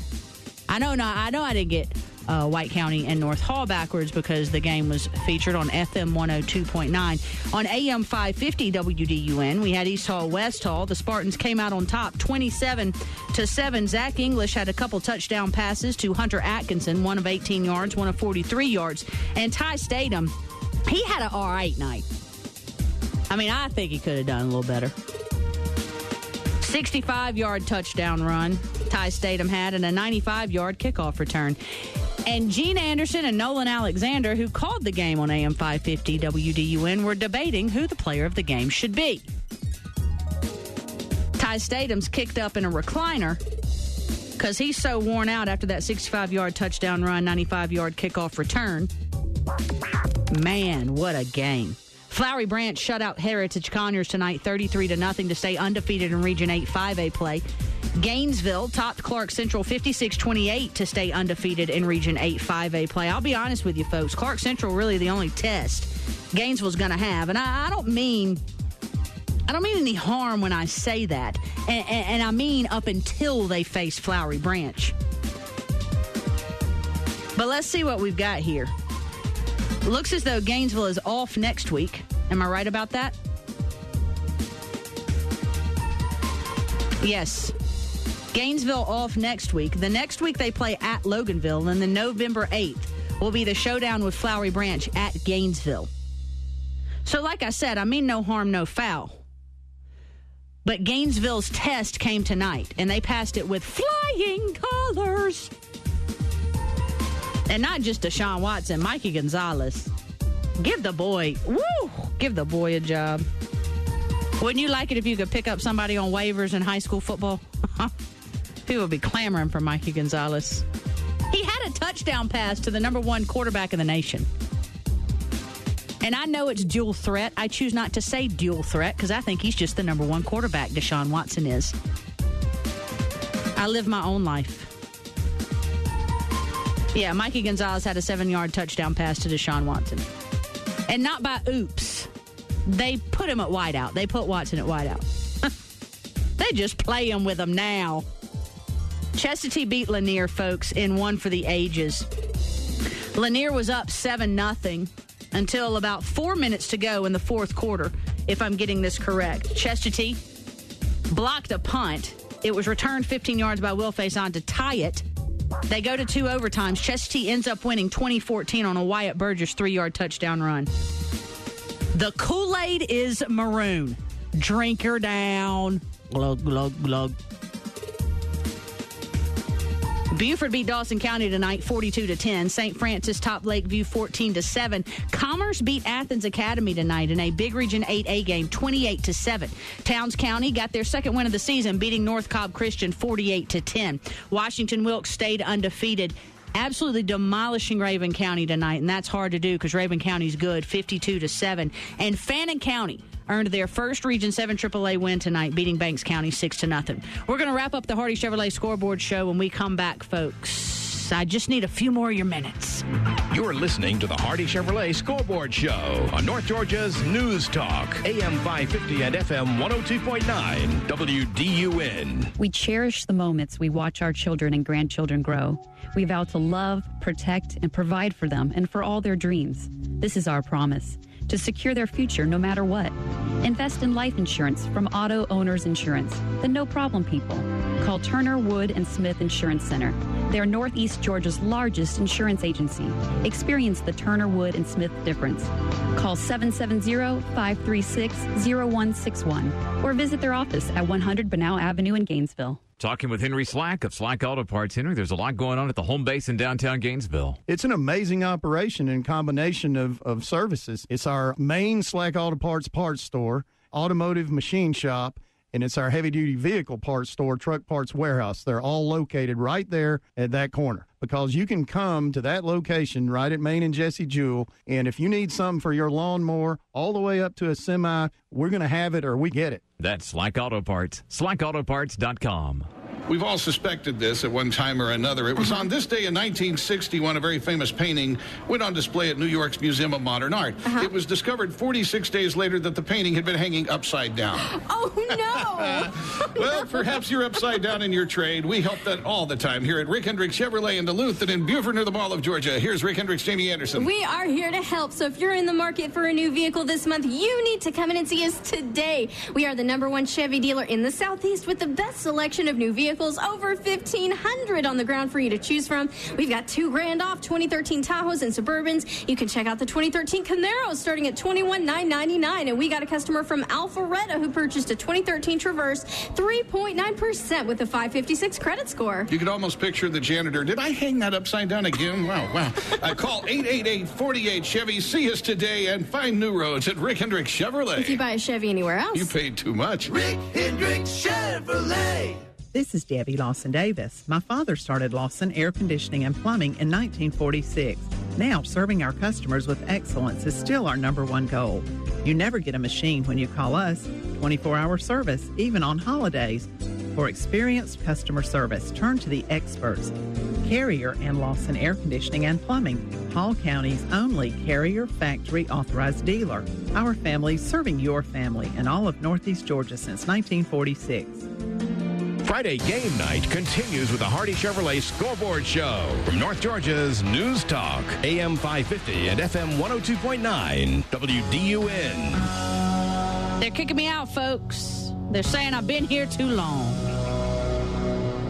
I want to let you know, though, Friday game night section of AccessNorthGA.com is where you can go to find complete coverage of all of our area games, including video highlights of White County North Hall and Chestatee Lanier. And let me tell you what, are there any two games out there better for video highlights than those two tonight? Let's round out the Hardy Chevrolet Scoreboard Show by going back through the scores. We're going to start with Westminster Wesleyan. Westminster beat Wesleyan 35-14. Collins Hill put a whooping on Meadow Creek tonight, 68-0 the final. It was 68-0 at half. Archer beat Berkmar 37-7. Shiloh beat Parkview 23-21. South Gwinnett beat Grayson 28-21. It was Prince Avenue Christian over Hebron Christian 57-7. Brookwood beat Central Gwinnett 23-14. Norcross topped Mountain View 37-6. Elbert County beat North Oconee 28-23. West Forsyth beat North Forsyth 28-7. Mill Creek beat Duluth by 40 tonight, 43-3. You think those Hawks weren't smarting a little bit after that heartbreaker to North Gwinnett last week? Poor Duluth. North Gwinnett beat Habersham Central 41-0. Loganville topped Winder Barrow 18-0. It was 3-0 after 1, 3-0 after 2, 9-0 after 3, and they doubled that in the fourth quarter. 35-6, Cedar Shoals a winner against Appalachia in Region 8 5A play. In Region 8 4A, Lumpkin County Eastside Matt faced off with Eastside coming out the winner 28-12. Fannin County got win #1 in Region 7 AAA play, beating Banks County 6-0. Morgan County topped East Jackson 38-19. It was Hart County over Jackson County 54-14 with the win. Hart County stays undefeated in the season, 7-0, 4-0 in Region 8 AAA. 41-0 Jefferson beat Oglethorpe tonight. Union County shut out Greene County 42-0 with the win. Union County now in a tie for second place out of Region 8 AA with Jefferson. Commerce beat Athens Christian 28-7. Towns County beat North Cobb Christian 48-10. Washington Wilkes really showed that they are the team not just in Region 8 AA, but possibly in Class AA, as they beat Rabun County tonight 52-7. It was 6-0 after the first quarter. Washington Wilkes went rolling from there. Druid Hills beat Johnson 13-9. Riverside over Social Circle tonight 56-14. Riverside has now surpassed the wins combined from the last two seasons. St. Francis topped Lakeview tonight 14-7. St. Francis came into this game 5-2. Lakeview improving week to week to week. Buford beat Dawson County 42-10 to stay undefeated on the season. Number 1 Buford, I should say, in Class AAA. West Hall topped East Hall 27-7. White County, in the biggest upset this year by far, beat the number 4 team in Class AAA 21-7. Flowery Branch shut out Heritage Conyers 33-0. Gainesville kept rolling with a 56-28 win against Clark Central. And Chestatee beat Lanier in double overtime 20-14. What a Friday game night we had, folks. Don't forget, you can go to the Friday game night section for complete coverage later tonight for sure. Definitely tomorrow morning. As for me, I'll see you at 7 Monday for Game On. You're listening to the Hardy Chevrolet Scoreboard Show on North Georgia's News Talk, AM 550 and FM 102.9, WDUN. When shopping for a car, everybody wants something different. I want a red car, truck, crossover with a sunroof, leather, towing power, and navigation. Luckily, AutoNation Hyundai Mall of Georgia connects you to thousands of cars and trucks. And mega selection comes with mega savings. Right now, lease a new 2013 Hyundai Elantra GLS, just $129 a month. That's a 24-month lease with $24.99 due at signing. 0 security deposit and approved credit. Just add tax, tag, title, and Georgia lemon law. Plus, we financed over 25,000 people last month alone. And get the Hyundai Assurance with America's best warranty. 10 years, 100,000-mile powertrain warranty. Who you gonna call? AutoNation. Right now, get a new 2013 Elantra GLS, $129 a month. Only at AutoNation Hyundai Mall of Georgia. Call 1-877-AutoNation or visit AutoNationHyundaiMallofGeorgia.com. See store for details. Mr. Roper, I can't thank you enough. Well, I'm not sure what this is about, but we're always glad to help the Tire Barn announcer, so you're welcome. Well, actually, you helped my wife, Mrs. Announcer. She was visiting our son at college and locked her keys in the car. Oh, I remember. And she called to ask about the free roadside assistance offered by the Tire Barn Tire Pros. Anytime you have your car serviced at the Tire Barn, you get free roadside assistance for the next 12 months. Yeah, and when you say service, you mean any Tire Barn service. Right. You don't know how to change your own oil, do you? No. So your wife got an oil change here, and you got free roadside locksmith assistance. Yes, being ignorant when it comes to my car has its privileges. I wasn't going to say that. Well, it's true. I agree, but I wasn't going to say it. Friends, even minor maintenance pays major dividends at the Tire Barn, like free nationwide roadside assistance. The Tire Barn Tire Pros on Martin Luther King Jr. Boulevard in Gainesville. Get all the details online at thetirebarn.com.